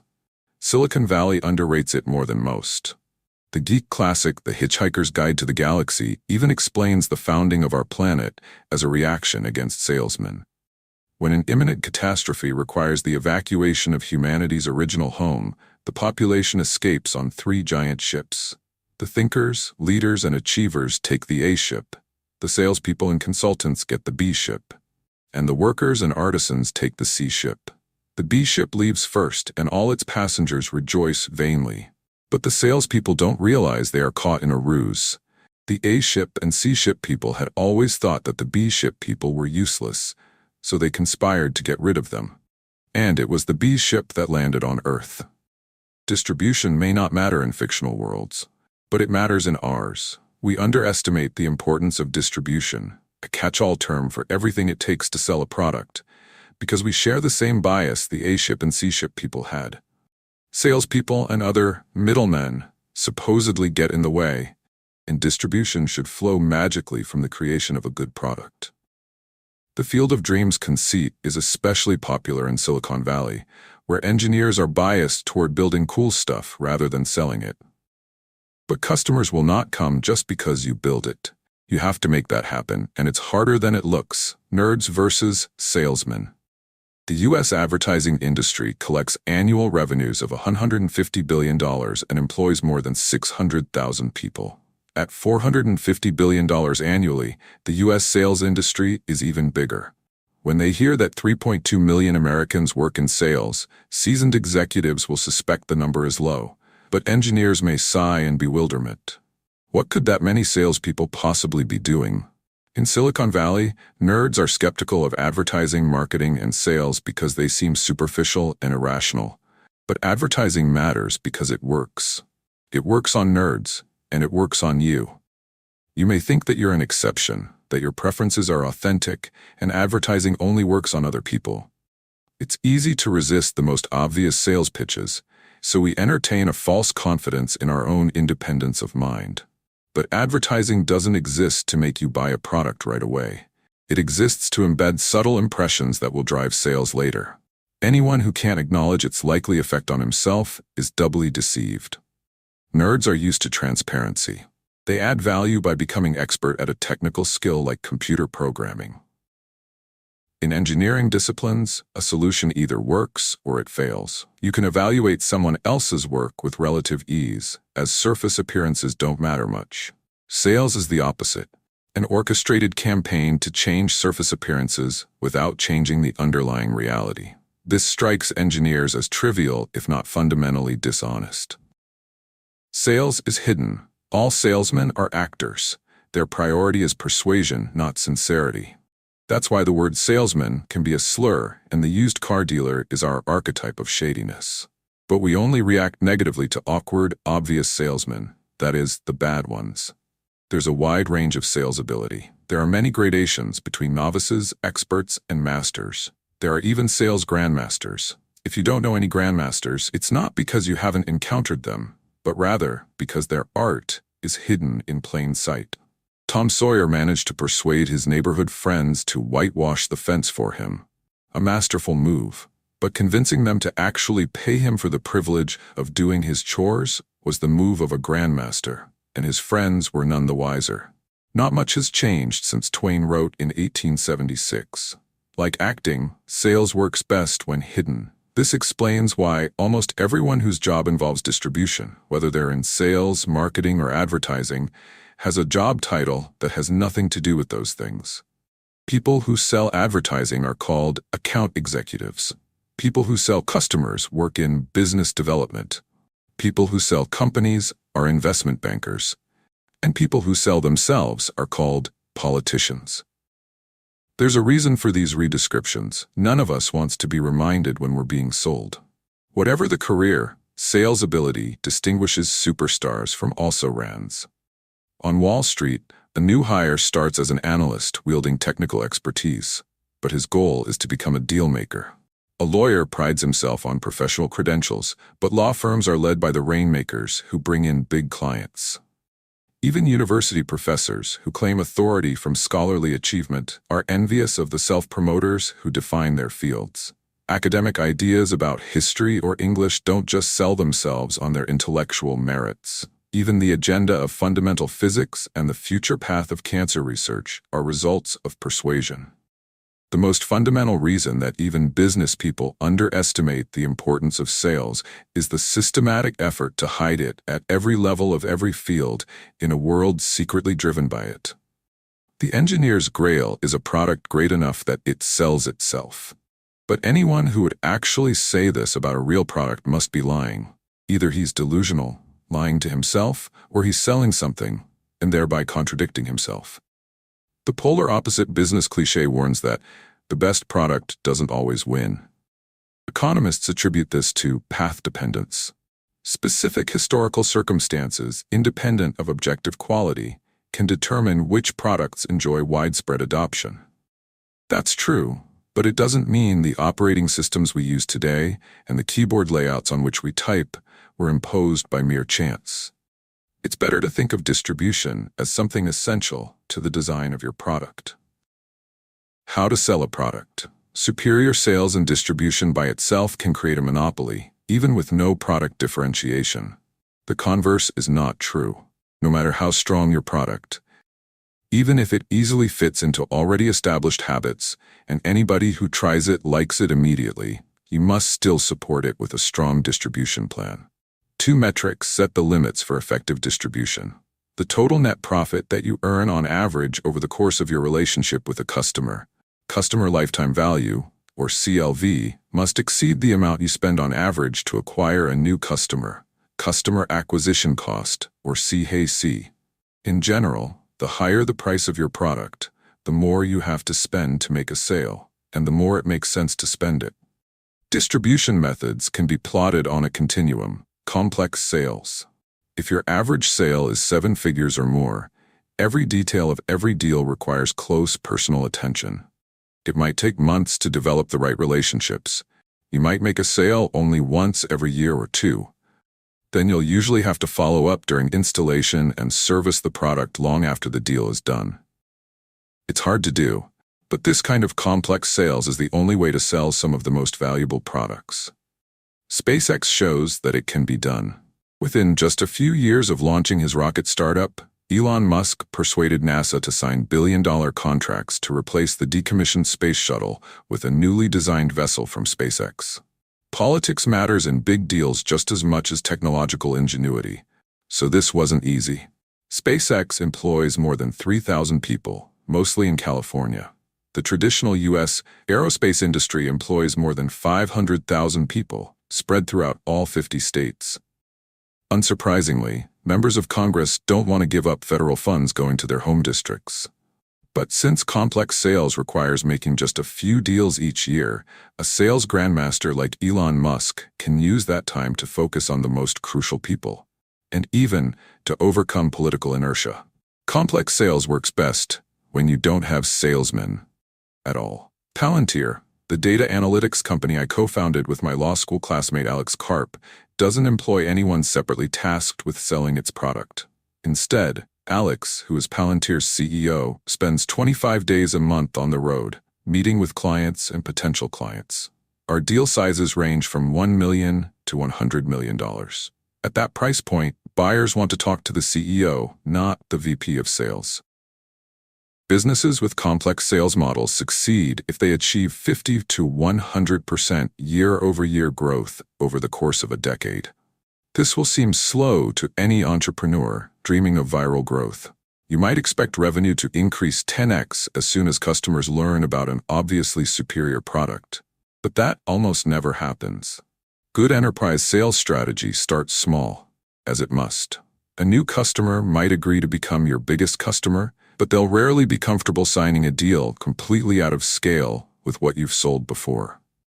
Once you have a pool of reference customers who are successfully using your product, then you can begin the long and methodical work of hustling toward ever bigger deals. Personal sales. Most sales are not particularly complex. Average deal sizes might range between $10,000 and $100,000. And usually the CEO won't have to do all the selling himself.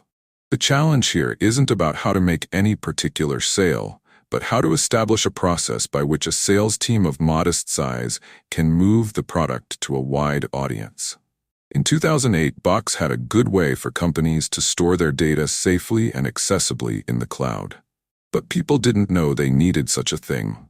Cloud computing hadn't caught on yet. That summer, Blake was hired as Box's third salesperson to help change that. Starting with small groups of users who had the most acute file-sharing problems, Box's sales reps built relationships with more and more users in each client company. In 2009, Blake sold a small Box account to the Stanford Sleep Clinic, where researchers needed an easy, secure way to store experimental data logs. Today, the university offers a Stanford-branded Box account to every one of its students and faculty members, and Stanford Hospital runs on Box. If it had started off by trying to sell the president of the university on an enterprise-wide solution, Box would have sold nothing. A complex sales approach would have made Box a forgotten startup failure. Instead, personal sales made it a multi-billion-dollar business. Sometimes the product itself is a kind of distribution. ZocDoc is a founders fund portfolio company that helps people find and book medical appointments online. The company charges doctors a few $100s per month to be included in its network. With an average deal size of just a few $1,000s, ZocDoc needs lots of salespeople, so many that they have an internal recruiting team to do nothing but hire more. But making personal sales to doctors doesn't just bring in revenue. By adding doctors to the network, salespeople make the product more valuable to consumers, and more consumer users increases its appeal to doctors. More than 5 million people already use the service each month, and if it can continue to scale its network to include a majority of practitioners, it will become a fundamental utility for the U.S. healthcare industry. Distribution doldrums. In between personal sales, salespeople obviously required, and traditional advertising, no salespeople required, there is a dead zone. Suppose you create a software service that helps convenience store owners track their inventory and manage ordering. For a product priced around $1,000, there might be no good distribution channel to reach the small businesses that might buy it. Even if you have a clear value proposition, how do you get people to hear it? Advertising would either be too broad. There's no TV channel that only convenience store owners watch, or too inefficient. On its own, an ad in convenience store news probably won't convince any owner to part with $1,000 a year. The product needs a personal sales effort, but at that price point, you simply don't have the resources to send an actual person to talk to every prospective customer. This is why so many small and medium-sized businesses don't use tools that bigger firms take for granted. It's not that small business proprietors are unusually backward, or that good tools don't exist. Distribution is the hidden bottleneck. Marketing and advertising. Marketing and advertising work for relatively low-priced products that have mass appeal but lack any method of viral distribution. Procter & Gamble can't afford to pay salespeople to go door-to-door selling laundry detergent. P&G does employ salespeople to talk to grocery chains and large retail outlets, since one detergent sale made to these buyers might mean 100,000 one-gallon bottles. To reach its end user, a packaged goods company has to produce television commercials, print coupons in newspapers, and design its product boxes to attract attention. Advertising can work for startups too, but only when your customer acquisition costs and customer lifetime value make every other distribution channel uneconomical. Consider e-commerce startup Warby Parker, which designs and sells fashionable prescription eyeglasses online instead of contracting sales out to retail eyewear distributors. Each pair starts at around $100, so assuming the average customer buys a few pairs in her lifetime, the company's CLV is a few $100s. That's too little to justify personal attention on every transaction. But at the other extreme, $100 physical products don't exactly go viral. By running advertisements and creating quirky TV commercials, Warby is able to get its better, less expensive offerings in front of millions of eyeglass-wearing customers. The company states plainly on its website that TV is a great big megaphone. And when you can only afford to spend dozens of dollars acquiring a new customer, you need the biggest megaphone you can find.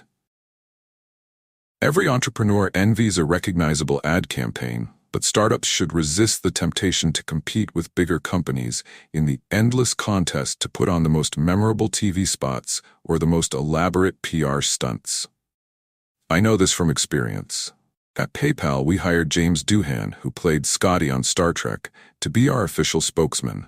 When we released our first software for the Palm Pilot, we invited journalists to an event where they could hear James recite this immortal line: "I've been beaming people up my whole career, but this is the first time I've ever been able to beam money."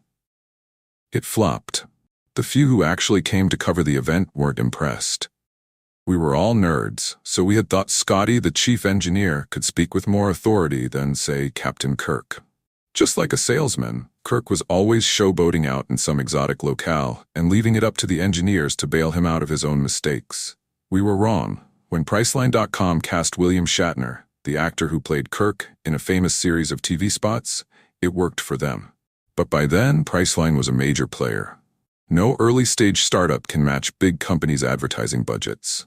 Captain Kirk truly is in a league of his own. Viral marketing. A product is viral if its core functionality encourages users to invite their friends to become users too. This is how Facebook and PayPal both grew quickly. Every time someone shares with a friend or makes a payment, they naturally invite more and more people into the network. This isn't just cheap, it's fast too. If every new user leads to more than one additional user, you can achieve a chain reaction of exponential growth. The ideal viral loop should be as quick and frictionless as possible. Funny YouTube videos or internet memes get millions of views very quickly because they have extremely short cycle times. People see the kitten, feel warm inside, and forward it to their friends in a matter of seconds. At PayPal, our initial user base was 24 people, all of whom worked at PayPal. Acquiring customers through banner advertising proved too expensive. However, by directly paying people to sign up and then paying them more to refer friends, we achieved extraordinary growth. This strategy cost us $20 per customer, but it also led to 7% daily growth, which meant that our user base nearly doubled every 10 days. After 4 or 5 months, we had hundreds of thousands of users, and a viable opportunity to build a great company by servicing money transfers for small fees that ended up greatly exceeding our customer acquisition cost. Whoever is first to dominate the most important segment of a market with viral potential will be the last mover in the whole market. At PayPal, we didn't want to acquire more users at random. We wanted to get the most valuable users first. The most obvious market segment in email-based payments was the millions of immigrants still using Western Union to wire money to their families back home. Our product made that effortless, but the transactions were too infrequent. We needed a smaller niche market segment with a higher velocity of money, a segment we found in eBay power sellers, the professional vendors who sold goods online through eBay's auction marketplace. There were 20,000 of them. Most had multiple auctions ending each day, and they bought almost as much as they sold. which meant a constant stream of payments. And because eBay's own solution to the payment problem was terrible, these merchants were extremely enthusiastic early adopters. Once PayPal dominated this segment and became the payments platform for eBay, there was no catching up on eBay or anywhere else. The power law of distribution. One of these methods is likely to be far more powerful than every other for any given business. Distribution follows a power law of its own. This is counterintuitive for most entrepreneurs, who assume that more is more. But the kitchen sink approach, employ a few salespeople, place some magazine ads, and try to add some kind of viral functionality to the product as an afterthought, doesn't work. Most businesses get 0 distribution channels to work. Poor sales rather than bad product is the most common cause of failure. If you can get just 1 distribution channel to work, you have a great business. If you try for several but don't nail one, you're finished. Selling to non-customers. Your company needs to sell more than its product. You must also sell your company to employees and investors. There is a human resources version of the lie that great products sell themselves. This company is so good that people will be clamoring to join it. And there's a fundraising version too. This company is so great that investors will be banging down our door to invest. Clamor and frenzy are very real, but they rarely happen without calculated recruiting and pitching beneath the surface. Selling your company to the media is a necessary part of selling it to everyone else. Nerds who instinctively mistrust the media often make the mistake of trying to ignore it. But just as you can never expect people to buy a superior product merely on its obvious merits without any distribution strategy, you should never assume that people will admire your company without a public relations strategy. Even if your particular product doesn't need media exposure to acquire customers because you have a viral distribution strategy, the press can help attract investors and employees. 0 to 1. Chapter 12: Man and Machine. As mature industries stagnate, information technology has advanced so rapidly that it has now become synonymous with technology itself. Today, more than 1.5 billion people enjoy instant access to the world's knowledge using pocket-sized devices. Every one of today's smartphones has thousands of times more processing power than the computers that guided astronauts to the moon. And if Moore's law continues apace, tomorrow's computers will be even more powerful. Computers already have enough power to outperform people in activities we used to think of as distinctively human.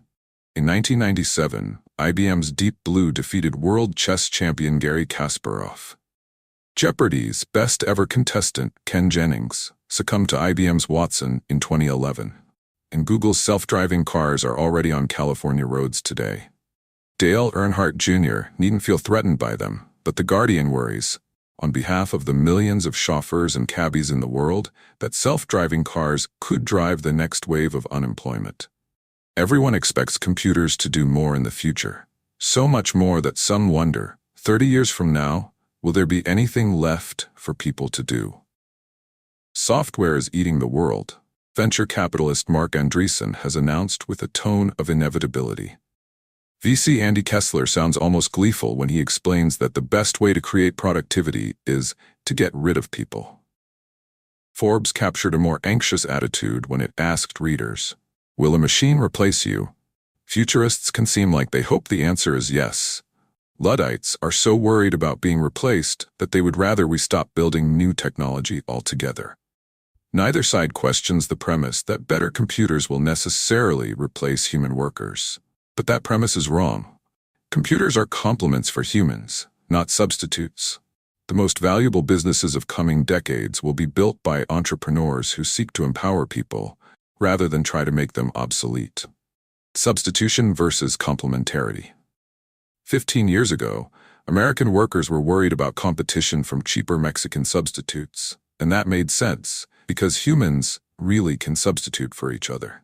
Today, people think they can hear Ross Perot's giant sucking sound once more, but they trace it back to server farms somewhere in Texas, instead of cut-rate factories in Tijuana.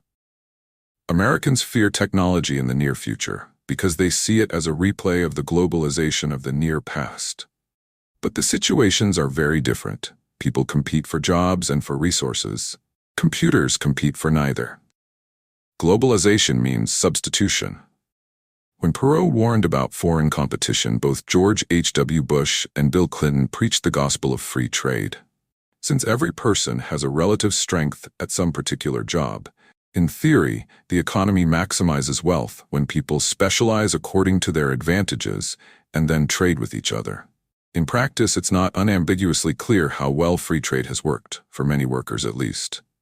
Gains from trade are greatest when there's a big discrepancy in comparative advantage. But the global supply of workers willing to do repetitive tasks for an extremely small wage is extremely large.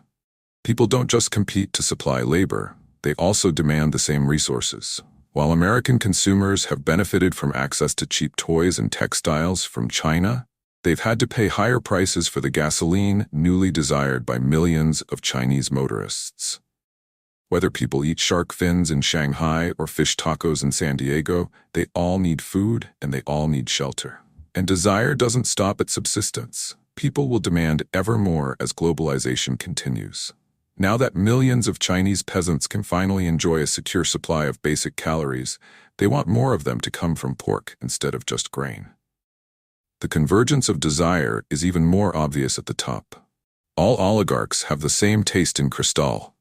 From Petersburg to Pyongyang. Technology means complementarity. Now think about the prospect of competition from computers instead of competition from human workers. On the supply side, computers are far more different from people than any two people are different from each other. Men and machines are good at fundamentally different things. People have intentionality. We form plans and make decisions in complicated situations. We're less good at making sense of enormous amounts of data. Computers are exactly the opposite. They excel at efficient data processing, but they struggle to make basic judgments that would be simple for any human. To understand the scale of this variance, consider another of Google's computer for human substitution projects. In 2012, one of their supercomputers made headlines when, after scanning 10 million thumbnails of YouTube videos, it learned to identify a cat with 75% accuracy. That seems impressive, until you remember that an average 4-year-old can do it flawlessly. When a cheap laptop beats the smartest mathematicians at some tasks, but even a supercomputer with 16,000 CPUs can't beat a child at others, you can tell that humans and computers are not just more or less powerful than each other. They're categorically different. The stark differences between man and machine mean that gains from working with computers are much higher than gains from trade with other people. We don't trade with computers any more than we trade with livestock or lamps. And that's the point. Computers are tools, not rivals. The differences are even deeper on the demand side. Unlike people in industrializing countries, computers don't yearn for more luxurious foods or beachfront villas in Cap Ferrat. All they require is a nominal amount of electricity, which they're not even smart enough to want. When we design new computer technology to help solve problems, we get all the efficiency gains of a hyper-specialized trading partner without having to compete with it for resources. Properly understood, technology is the one way for us to escape competition in a globalizing world. As computers become more and more powerful, they won't be substitutes for humans, they'll be complements. Complementary businesses. Complementarity between computers and humans isn't just a macro-scale fact. It's also the path to building a great business. I came to understand this from my experience at PayPal. In mid-2000, we had survived the dot-com crash and we were growing fast. But we faced one huge problem. We were losing upwards of $10 million to credit card fraud every month. Since we were processing hundreds or even thousands of transactions per minute, we couldn't possibly review each one. No human quality control team could work that fast. So we did what any group of engineers would do. We tried to automate a solution. First, Max Levchin assembled an elite team of mathematicians to study the fraudulent transfers in detail. Then we took what we learned and wrote software to automatically identify and cancel bogus transactions in real time. But it quickly became clear that this approach wouldn't work either. After an hour or two, the thieves would catch on and change their tactics. We were dealing with an adaptive enemy, and our software couldn't adapt in response. The fraudsters' adaptive evasions fooled our automatic detection algorithms, but we found that they didn't fool our human analysts as easily. So Max and his engineers rewrote the software to take a hybrid approach. The computer would flag the most suspicious transactions on a well-designed user interface, and human operators would make the final judgment as to their legitimacy. Thanks to this hybrid system, we named it Igor.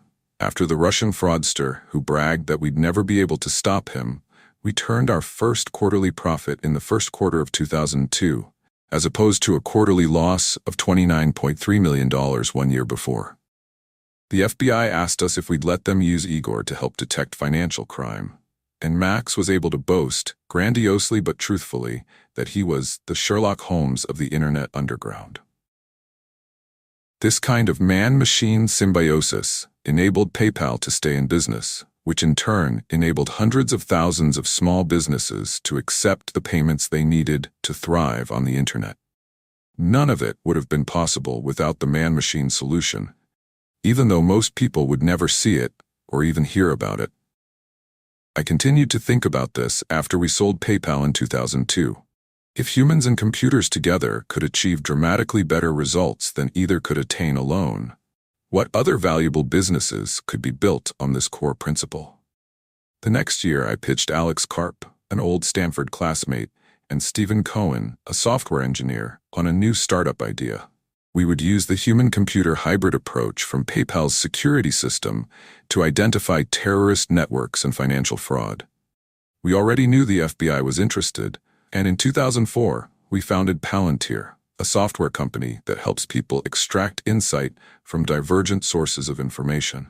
The company is on track to book sales of $1 billion in 2014, and Forbes has called Palantir software the killer app for its rumored role in helping the government locate Osama bin Laden. We have no details to share from that operation, but we can say that neither human intelligence by itself nor computers alone will be able to make us safe. America's two biggest spy agencies take opposite approaches. The Central Intelligence Agency is run by spies who privilege humans. The National Security Agency is run by generals who prioritize computers. CIA analysts have to wade through so much noise that it's very difficult to identify the most serious threats. NSA computers can process huge quantities of data, but machines alone cannot authoritatively determine whether someone is plotting a terrorist act. Palantir aims to transcend these opposing biases. Its software analyzes the data the government feeds it, phone records of radical clerics in Yemen or bank accounts linked to terror cell activity, for instance, and flags suspicious activities for a trained analyst to review. In addition to helping find terrorists, analysts using Palantir software have been able to predict where insurgents plant IEDs in Afghanistan, prosecute high-profile insider trading cases, take down the largest child pornography ring in the world, support the Centers for Disease Control and Prevention in fighting foodborne disease outbreaks, and save both commercial banks and the government hundreds of millions of dollars annually through advanced fraud detection.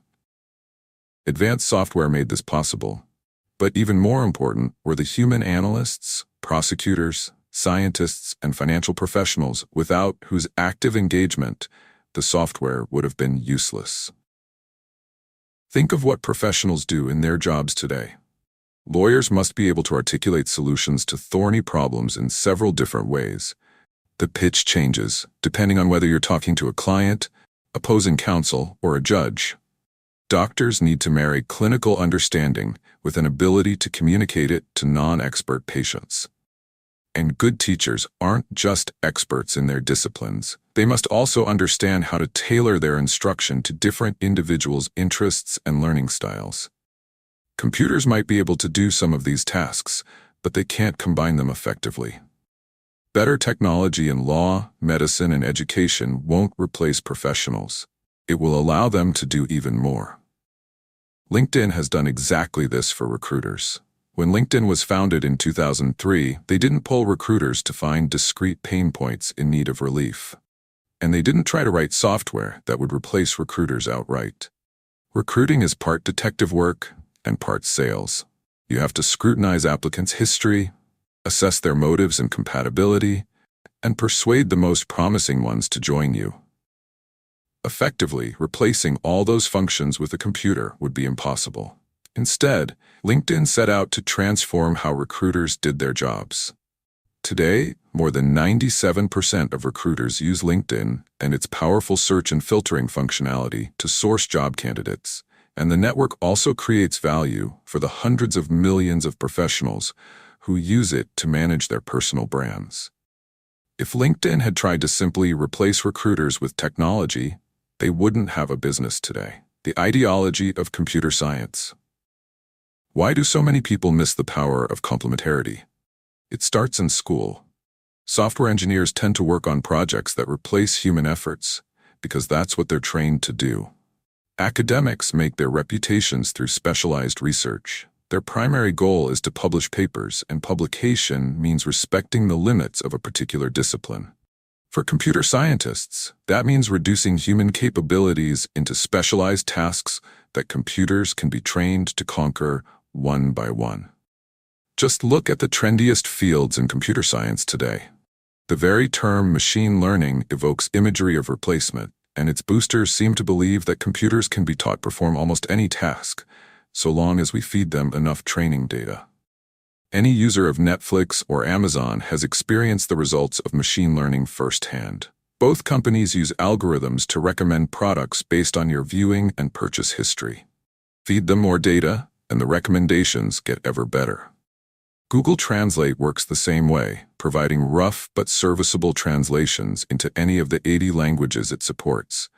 Not because the software understands human language, but because it has extracted patterns through statistical analysis of a huge corpus of text.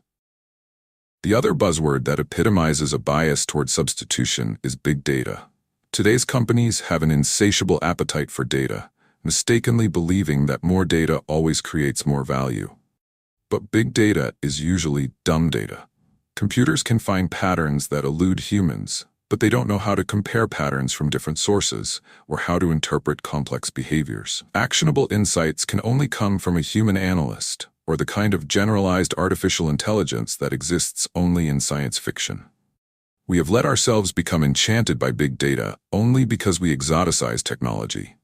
We're impressed with small feats accomplished by computers alone, but we ignore big achievements from complementarity because the human contribution makes them less uncanny. Watson, Deep Blue, and ever better machine learning algorithms are cool. But the most valuable companies in the future won't ask what problems can be solved with computers alone. Instead, they'll ask, how can computers help humans solve hard problems? Ever smarter computers, friend or foe? The future of computing is necessarily full of unknowns. It's become conventional to see ever smarter anthropomorphized robot intelligences like Siri and Watson as harbingers of things to come. Once computers can answer all our questions, perhaps they'll ask why they should remain subservient to us at all. The logical endpoint to this substitutionist thinking is called strong AI. Computers that eclipse humans on every important dimension. Of course, the Luddites are terrified by the possibility. It even makes the futurists a little uneasy. It's not clear whether strong AI would save humanity or doom it. Technology is supposed to increase our mastery over nature and reduce the role of chance in our lives. Building smarter than human computers could actually bring chance back with a vengeance. Strong AI is like a cosmic lottery ticket. If we win, we get utopia. If we lose, Skynet substitutes us out of existence. But even if strong AI is a real possibility rather than an imponderable mystery, it won't happen anytime soon. Replacement by computers is a worry for the 22nd century. Indefinite fears about the far future shouldn't stop us from making definite plans today. Luddites claim that we shouldn't build the computers that might replace people someday. Crazed futurists argue that we should. These two positions are mutually exclusive, but they are not exhaustive. There is room in between for sane people to build a vastly better world in the decades ahead. As we find new ways to use computers, they won't just get better at the kinds of things people already do. They'll help us to do what was previously unimaginable.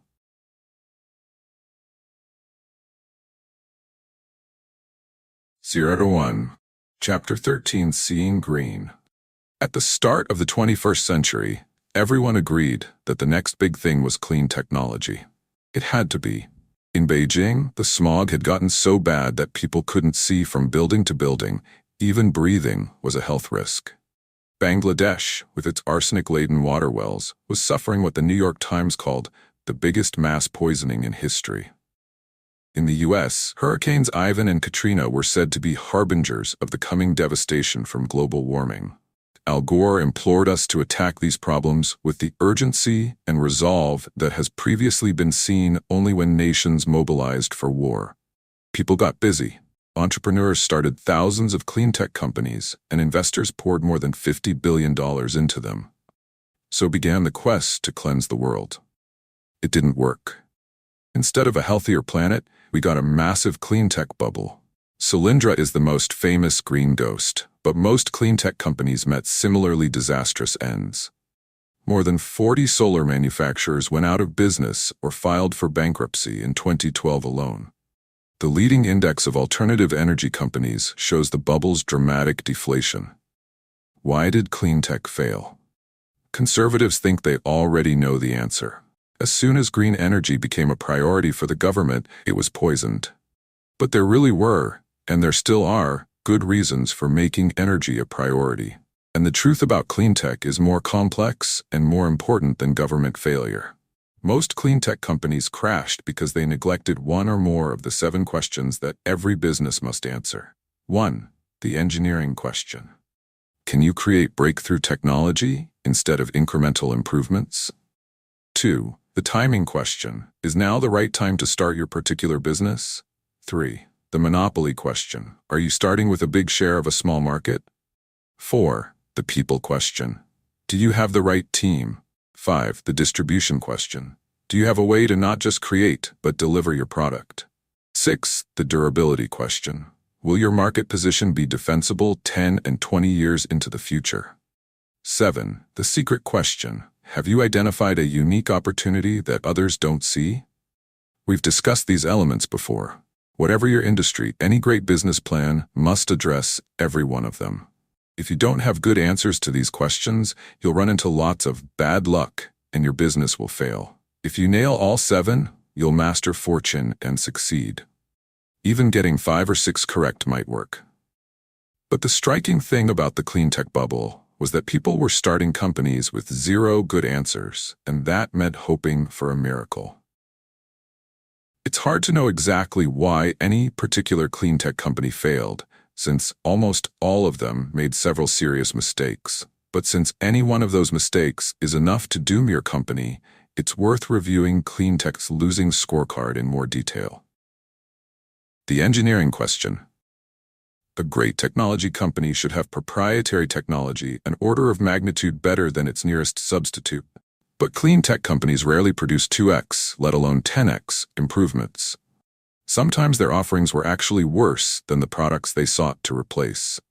Solyndra developed novel cylindrical solar cells, but to a first approximation, cylindrical cells are only 1 pi as efficient as flat ones. They simply don't receive as much direct sunlight.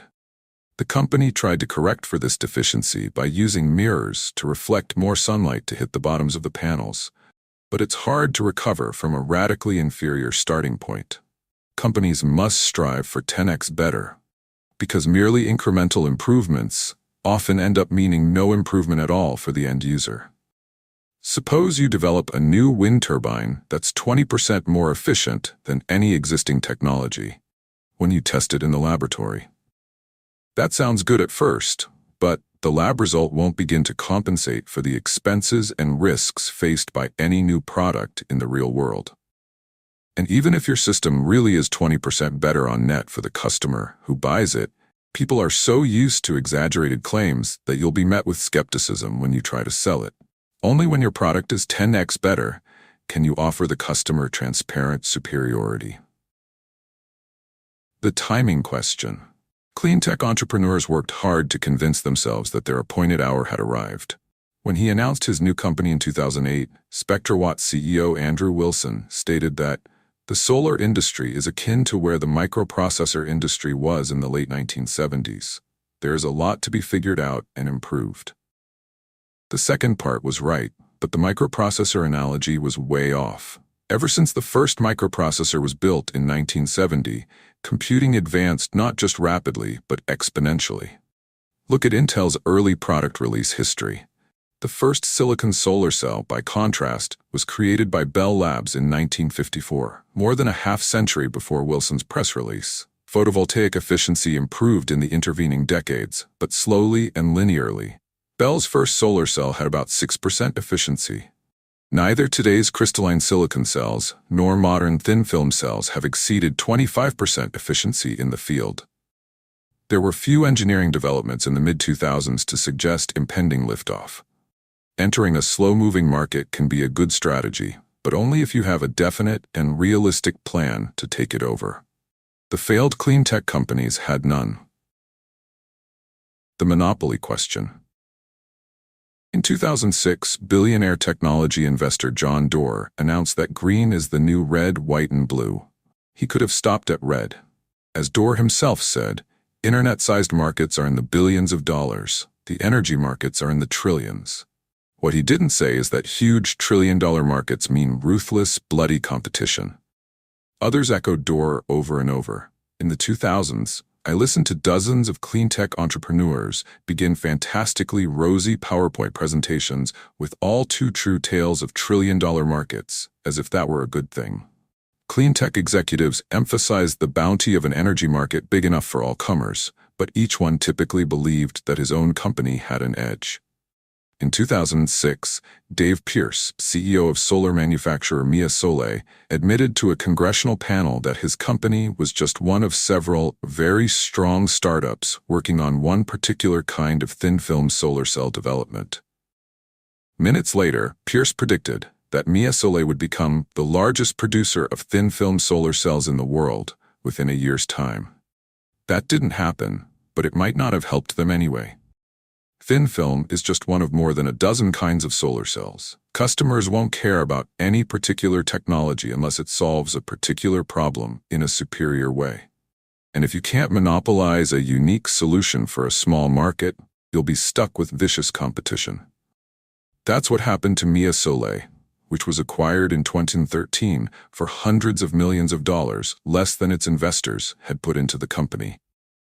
Exaggerating your own uniqueness is an easy way to botch the monopoly question. Suppose you're running a solar company that successfully installed hundreds of solar panel systems with a combined power generation capacity of 100 megawatts. Since total U.S. solar energy production capacity is 950 megawatts, you own 10.53% of the market. Congratulations, you tell yourself you're a player. But what if the U.S. solar energy market isn't the relevant market? What if the relevant market is the global solar market with a production capacity of 18 gigawatts? Your 100 megawatts now makes you a very small fish indeed. Suddenly, you own less than 1% of the market. And what if the appropriate measure isn't global solar, but rather renewable energy in general? Annual production capacity from renewables is 420 gigawatts globally. You just shrank to 0.02% of the market.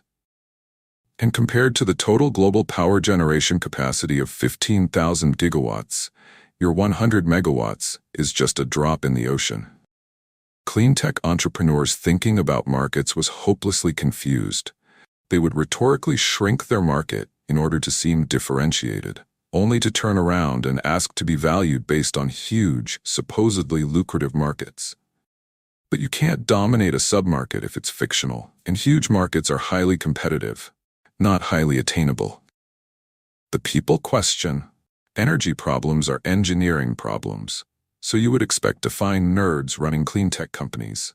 You'd be wrong. The ones that failed were run by shockingly non-technical teams. These salesman executives were good at raising capital and securing government subsidies, but they were less good at building products that customers wanted to buy. At Founders Fund, we saw this coming. The most obvious clue was sartorial. Clean tech executives were running around wearing suits and ties. This was a huge red flag, because real technologists wear t-shirts and jeans. So we instituted a blanket rule: pass on any company whose founders dressed up for pitch meetings. Maybe we still would have avoided these bad investments if we had taken the time to evaluate each company's technology in detail. But the team insight, never invest in a tech CEO that wears a suit, got us to the truth a lot faster. The best sales is hidden.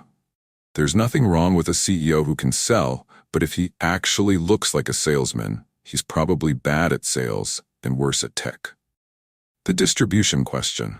Clean tech companies effectively courted government and investors, but they often forgot about customers. They learned the hard way that the world is not a laboratory. Selling and delivering a product is at least as important as the product itself. Just ask Israeli electric vehicle startup Better Place, which from 2007 to 2012 raised and spent more than $800 million to build swappable battery packs and charging stations for electric cars. The company sought to create a green alternative that would lessen our dependence on highly polluting transportation technologies. And it did just that. At least by 1,000 cars, the number it sold before filing for bankruptcy. Even selling that many was an achievement, because each of those cars was very hard for customers to buy. For starters, it was never clear what you were actually buying. Better Place bought sedans from Renault and refitted them with electric batteries and electric motors. So, were you buying an electric Renault? Or were you buying a Better Place? In any case, if you decided to buy one, you had to jump through a series of hoops. First, you needed to seek approval from Better Place. To get that, you had to prove that you lived close enough to a Better Place battery swapping station and promise to follow predictable routes. If you passed that test, you had to sign up for a fueling subscription in order to recharge your car. Only then could you get started learning the new behavior of stopping to swap out battery packs on the road. Better Place thought its technology spoke for itself, so they didn't bother to market it clearly. Reflecting on the company's failure, one frustrated customer asked, "Why wasn't there a billboard in Tel Aviv showing a picture of a Toyota Prius for 160,000 shekels and a picture of this car for 160,000 plus fuel for 4 years?" He still bought one of the cars, but unlike most people, he was a hobbyist who would do anything to keep driving it. Unfortunately, he can't. As the Better Place board of directors stated upon selling the company's assets for a meager $12 million in 2013, the technical challenges we overcame successfully, but the other obstacles we were not able to overcome. The durability question. Every entrepreneur should plan to be the last mover in her particular market. That starts with asking yourself, what will the world look like 10 and 20 years from now? And how will my business fit in? Few clean tech companies had a good answer. As a result, all their obituaries resemble each other. A few months before it filed for bankruptcy in 2011, Evergreen Solar explained its decision to close one of its U.S. factories. Solar manufacturers in China have received considerable government and financial support. Although our production costs are now below originally planned levels and lower than most Western manufacturers, they are still much higher than those of our low-cost competitors in China. But it wasn't until 2012 that the blame China chorus really exploded. Discussing its bankruptcy filing, U.S. Department of Energy-backed Abound Solar blamed aggressive pricing actions from Chinese solar panel companies that made it very difficult for an early-stage startup company to scale in current market conditions.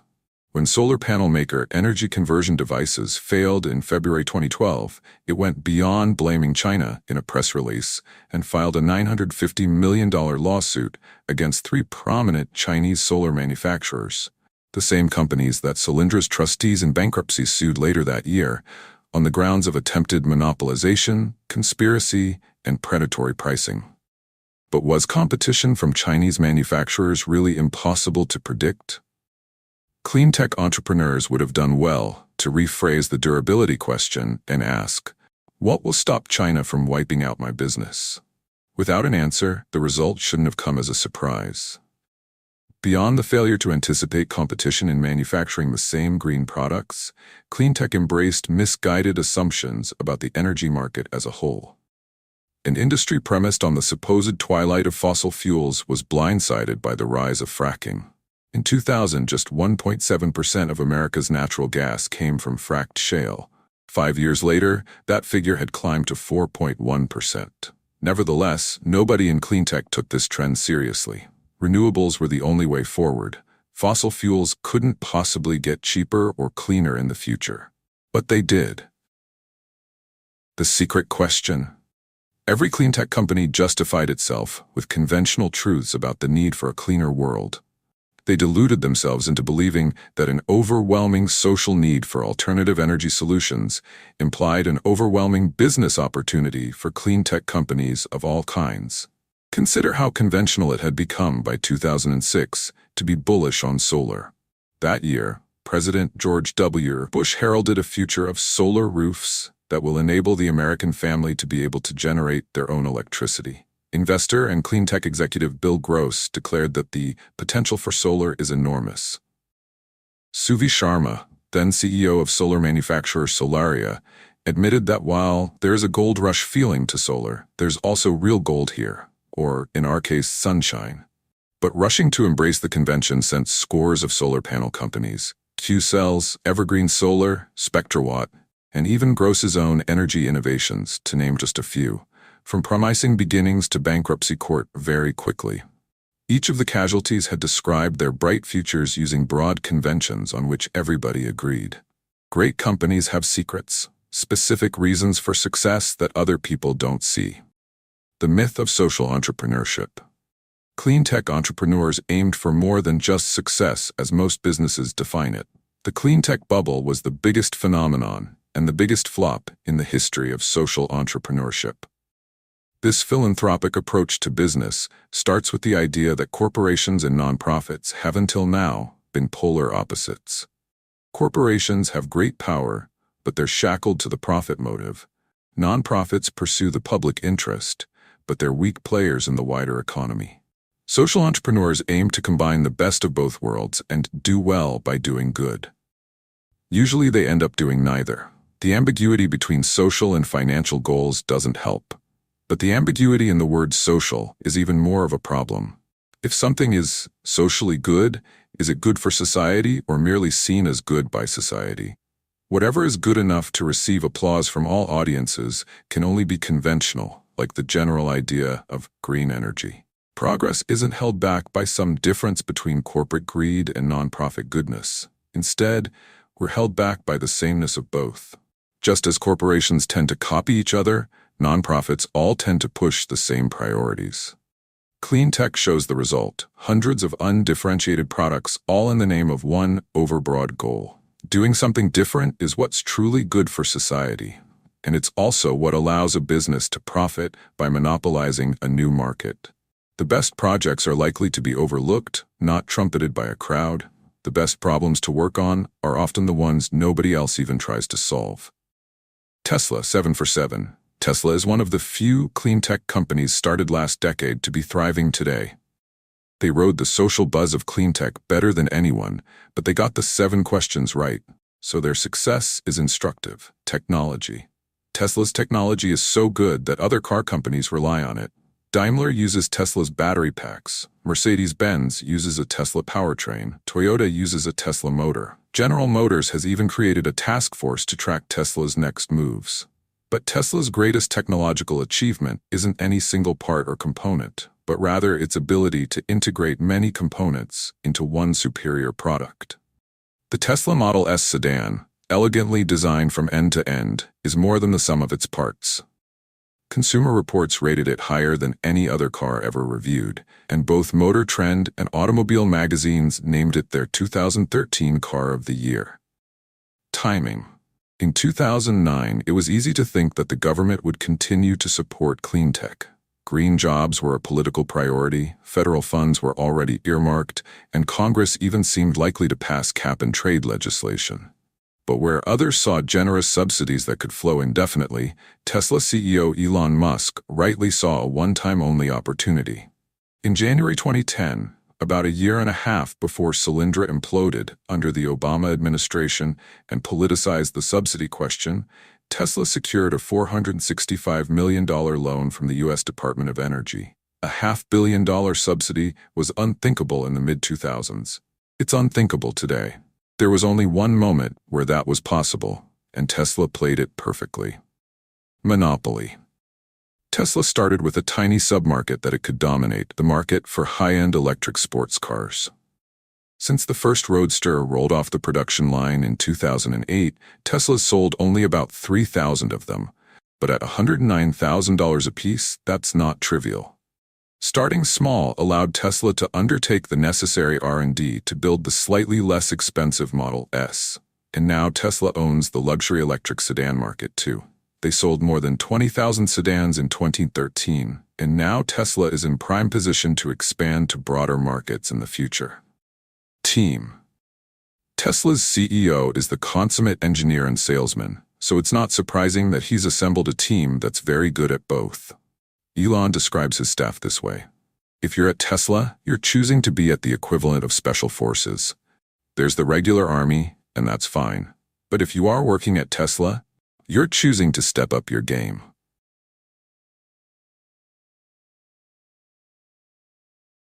0 to 1. Chapter 14, The Founder's Paradox. Of the 6 people who started PayPal, 4 had built bombs in high school. 5 were just 23 years old or younger.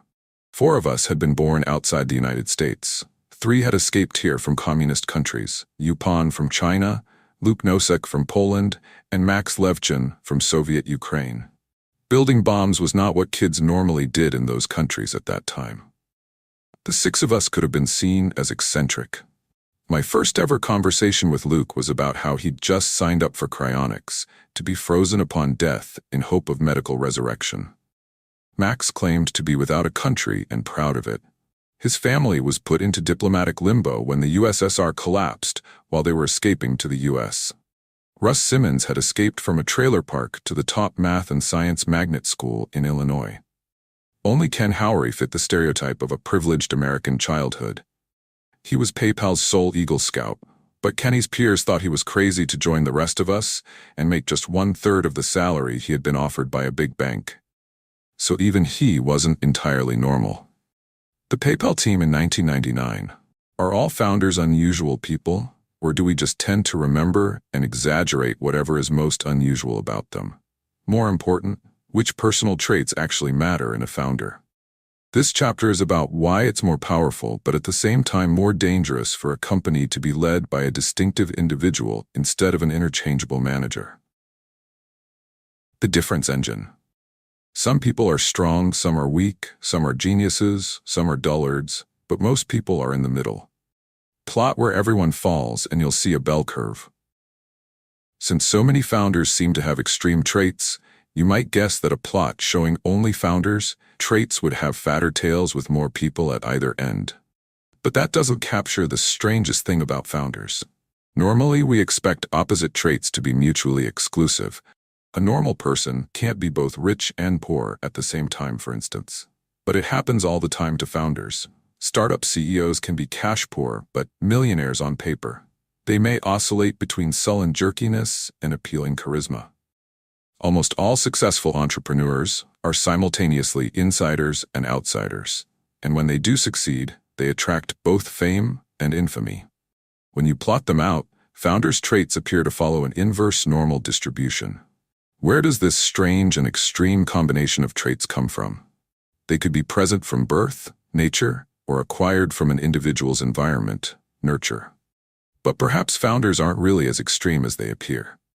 Might they strategically exaggerate certain qualities? Or is it possible that everyone else exaggerates them?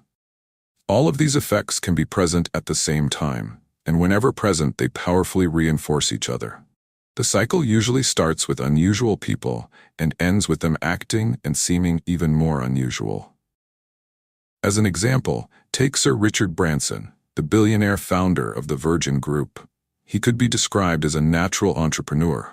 Branson started his first business at age 16, and at just 22 he founded Virgin Records. But other aspects of his renown, the trademark lion's mane hairstyle for example, are less natural. One suspects he wasn't born with that exact look. As Branson has cultivated his other extreme traits, is kiteboarding with naked supermodels a PR stunt? Just a guy having fun? Both? The media has eagerly enthroned him. Branson is the Virgin King, the undisputed king of PR, the king of branding, and the king of the desert and space. When Virgin Atlantic Airways began serving passengers drinks with ice cubes shaped like Branson's face, he became the Ice King. Is Branson just a normal businessman who happens to be lionized by the media with the help of a good PR team? Or is he himself a born branding genius, rightly singled out by the journalists he is so good at manipulating? It's hard to tell. Maybe he's both. Another example is Sean Parker, who started out with the ultimate outsider status, criminal. Sean was a careful hacker in high school, but his father decided that Sean was spending too much time on the computer for a 16-year-old. So one day he took away Sean's keyboard mid-hack. Sean couldn't log out. The FBI noticed. Soon federal agents were placing him under arrest. Sean got off easy since he was a minor. If anything, the episode emboldened him. 3 years later, he co-founded Napster. The peer-to-peer file-sharing service amassed 10 million users in its first year, making it one of the fastest-growing businesses of all time. But the record companies sued and a federal judge ordered it shut down 20 months after opening. After a whirlwind period at the center, Sean was back to being an outsider again. Then came Facebook. Sean met Mark Zuckerberg in 2004, helped negotiate Facebook's first funding, and became the company's founding president. He had to step down in 2005 amid allegations of drug use, but this only enhanced his notoriety. Ever since Justin Timberlake portrayed him in The Social Network, Sean has been perceived as one of the coolest people in America. JT is still more famous, but when he visits Silicon Valley, people ask if he's Sean Parker. The most famous people in the world are founders too. Instead of a company, every celebrity founds and cultivates a personal brand. Lady Gaga, for example, became one of the most influential living people. But is she even a real person? Her real name isn't a secret, but almost no one knows or cares what it is. She wears costumes so bizarre as to put any other wearer at risk of an involuntary psychiatric hold. Gaga would have you believe that she was born this way, the title of both her second album and its lead track. But no one is born looking like a zombie with horns coming out of her head. Gaga must therefore be a self-manufactured myth. Where kings come from. Extreme founder figures are not new in human affairs. Classical mythology is full of them. Oedipus is the paradigmatic insider-outsider. He was abandoned as an infant and ended up in a foreign land, but he was a brilliant king and smart enough to solve the riddle of the Sphinx. Romulus and Remus were born of royal blood and abandoned as orphans. When they discovered their pedigree, they decided to found a city, but they couldn't agree on where to put it. When Remus crossed the boundary that Romulus had decided was the edge of Rome, Romulus killed him, declaring, "So perish every one that shall hereafter leap over my wall." Lawmaker and lawbreaker, criminal outlaw and king who defined Rome, Romulus was a self-contradictory insider-outsider. Normal people aren't like Oedipus or Romulus. Whatever those individuals were actually like in life, the mythologized versions of them remember only the extremes. But why was it so important for archaic cultures to remember extraordinary people? The famous and infamous have always served as vessels for public sentiment. They're praised amid prosperity and blamed for misfortune. Primitive societies faced one fundamental problem above all. They would be torn apart by conflict if they didn't have a way to stop it. So, whenever plagues, disasters, or violent rivalries threatened the peace, it was beneficial for the society to place the entire blame on a single person, someone everybody could agree on. A scapegoat. Who makes an effective scapegoat? Like founders, scapegoats are extreme and contradictory figures. On the one hand, a scapegoat is necessarily weak. He is powerless to stop his own victimization. On the other hand, as the one who can diffuse conflict by taking the blame, he is the most powerful member of the community. Before execution, scapegoats were often worshipped like deities. The Aztecs considered their victims to be earthly forms of the gods to whom they were sacrificed. You would be dressed in fine clothes and feast royally until your brief reign ended, and they cut your heart out. These are the roots of monarchy. Every king was a living god, and every god a murdered king. Perhaps every modern king is just a scapegoat who has managed to delay his own execution. American royalty. Celebrities are supposedly American royalty. We even grant titles to our favorite performers. Elvis Presley was the king of rock. Michael Jackson was the king of pop. Britney Spears was the pop princess. Until they weren't. Elvis self-destructed in the 70s and died alone, overweight, sitting on his toilet. Today, his impersonators are fat and sketchy, yet not lean and cool. Michael Jackson went from beloved child star to an erratic, physically repulsive, drug-addicted shell of his former self. The world reveled in the details of his trials. Britney's story is the most dramatic of all. We created her from nothing, elevating her to superstardom as a teenager. For some fallen stars, death brings resurrection. So many popular musicians have died at age 27, Janis Joplin, Jimi Hendrix, Jim Morrison, and Kurt Cobain, for example, that this set has become immortalized as the 27 Club. Before she joined the club in 2011, Amy Winehouse sang, "They tried to make me go to rehab, but I said, no, no, no." Maybe rehab seemed so unattractive because it blocked the path to immortality.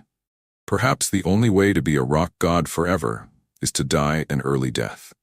We alternately worship and despise technology founders just as we do celebrities. Howard Hughes's arc from fame to pity is the most dramatic of any 20th century tech founder. He was born wealthy, but he was always more interested in engineering than luxury. He built Houston's first radio transmitter at the age of 11. The year after that, he built the city's first motorcycle. By age 30, he'd made 9 commercially successful movies at a time when Hollywood was on the technological frontier. But Hughes was even more famous for his parallel career in aviation. He designed planes, produced them, and piloted them himself. Hughes set world records for top airspeed, fastest transcontinental flight, and fastest flight around the world. Hughes was obsessed with flying higher than everyone else. He liked to remind people that he was a mere mortal, not a Greek god, something that mortals say only when they want to invite comparisons to gods. Hughes was a man to whom you cannot apply the same standards as you can to you and me, his lawyer once argued in federal court. Hughes paid the lawyer to say that, but according to the New York Times, there was no dispute on this point from judge or jury. When Hughes was awarded the Congressional Gold Medal in 1939 for his achievements in aviation, he didn't even show up to claim it. Years later, President Truman found it in the White House and mailed it to him. The beginning of Hughes's end came in 1946, when he suffered his third and worst plane crash. Had he died then, he would have been remembered forever as one of the most dashing and successful Americans of all time. But he survived. Barely. He became obsessive-compulsive, addicted to painkillers, and withdrew from the public to spend the last 30 years of his life in self-imposed solitary confinement. Hughes had always acted a little crazy, on the theory that fewer people would want to bother a crazy person. But when his crazy act turned into a crazy life, he became an object of pity as much as awe. Jobs' return to Apple 12 years later shows how the most important task in business, the creation of new value, cannot be reduced to a formula and applied by professionals. When he was hired as interim CEO of Apple in 1997, the impeccably credentialed executives who preceded him had steered the company nearly to bankruptcy. That year, Michael Dell famously said of Apple, "What would I do? I'd shut it down and give the money back to the shareholders." Instead, Jobs introduced the iPod, 2001, the iPhone, 2007, and the iPad, 2010, before he had to resign in 2011 because of poor health. By the following year, Apple was the single most valuable company in the world. Apple's value crucially depended on the singular vision of a particular person. This hints at the strange way in which the companies that create new technology often resemble feudal monarchies rather than organizations that are supposedly more modern. A unique founder can make authoritative decisions, inspire strong personal loyalty, and plan ahead for decades.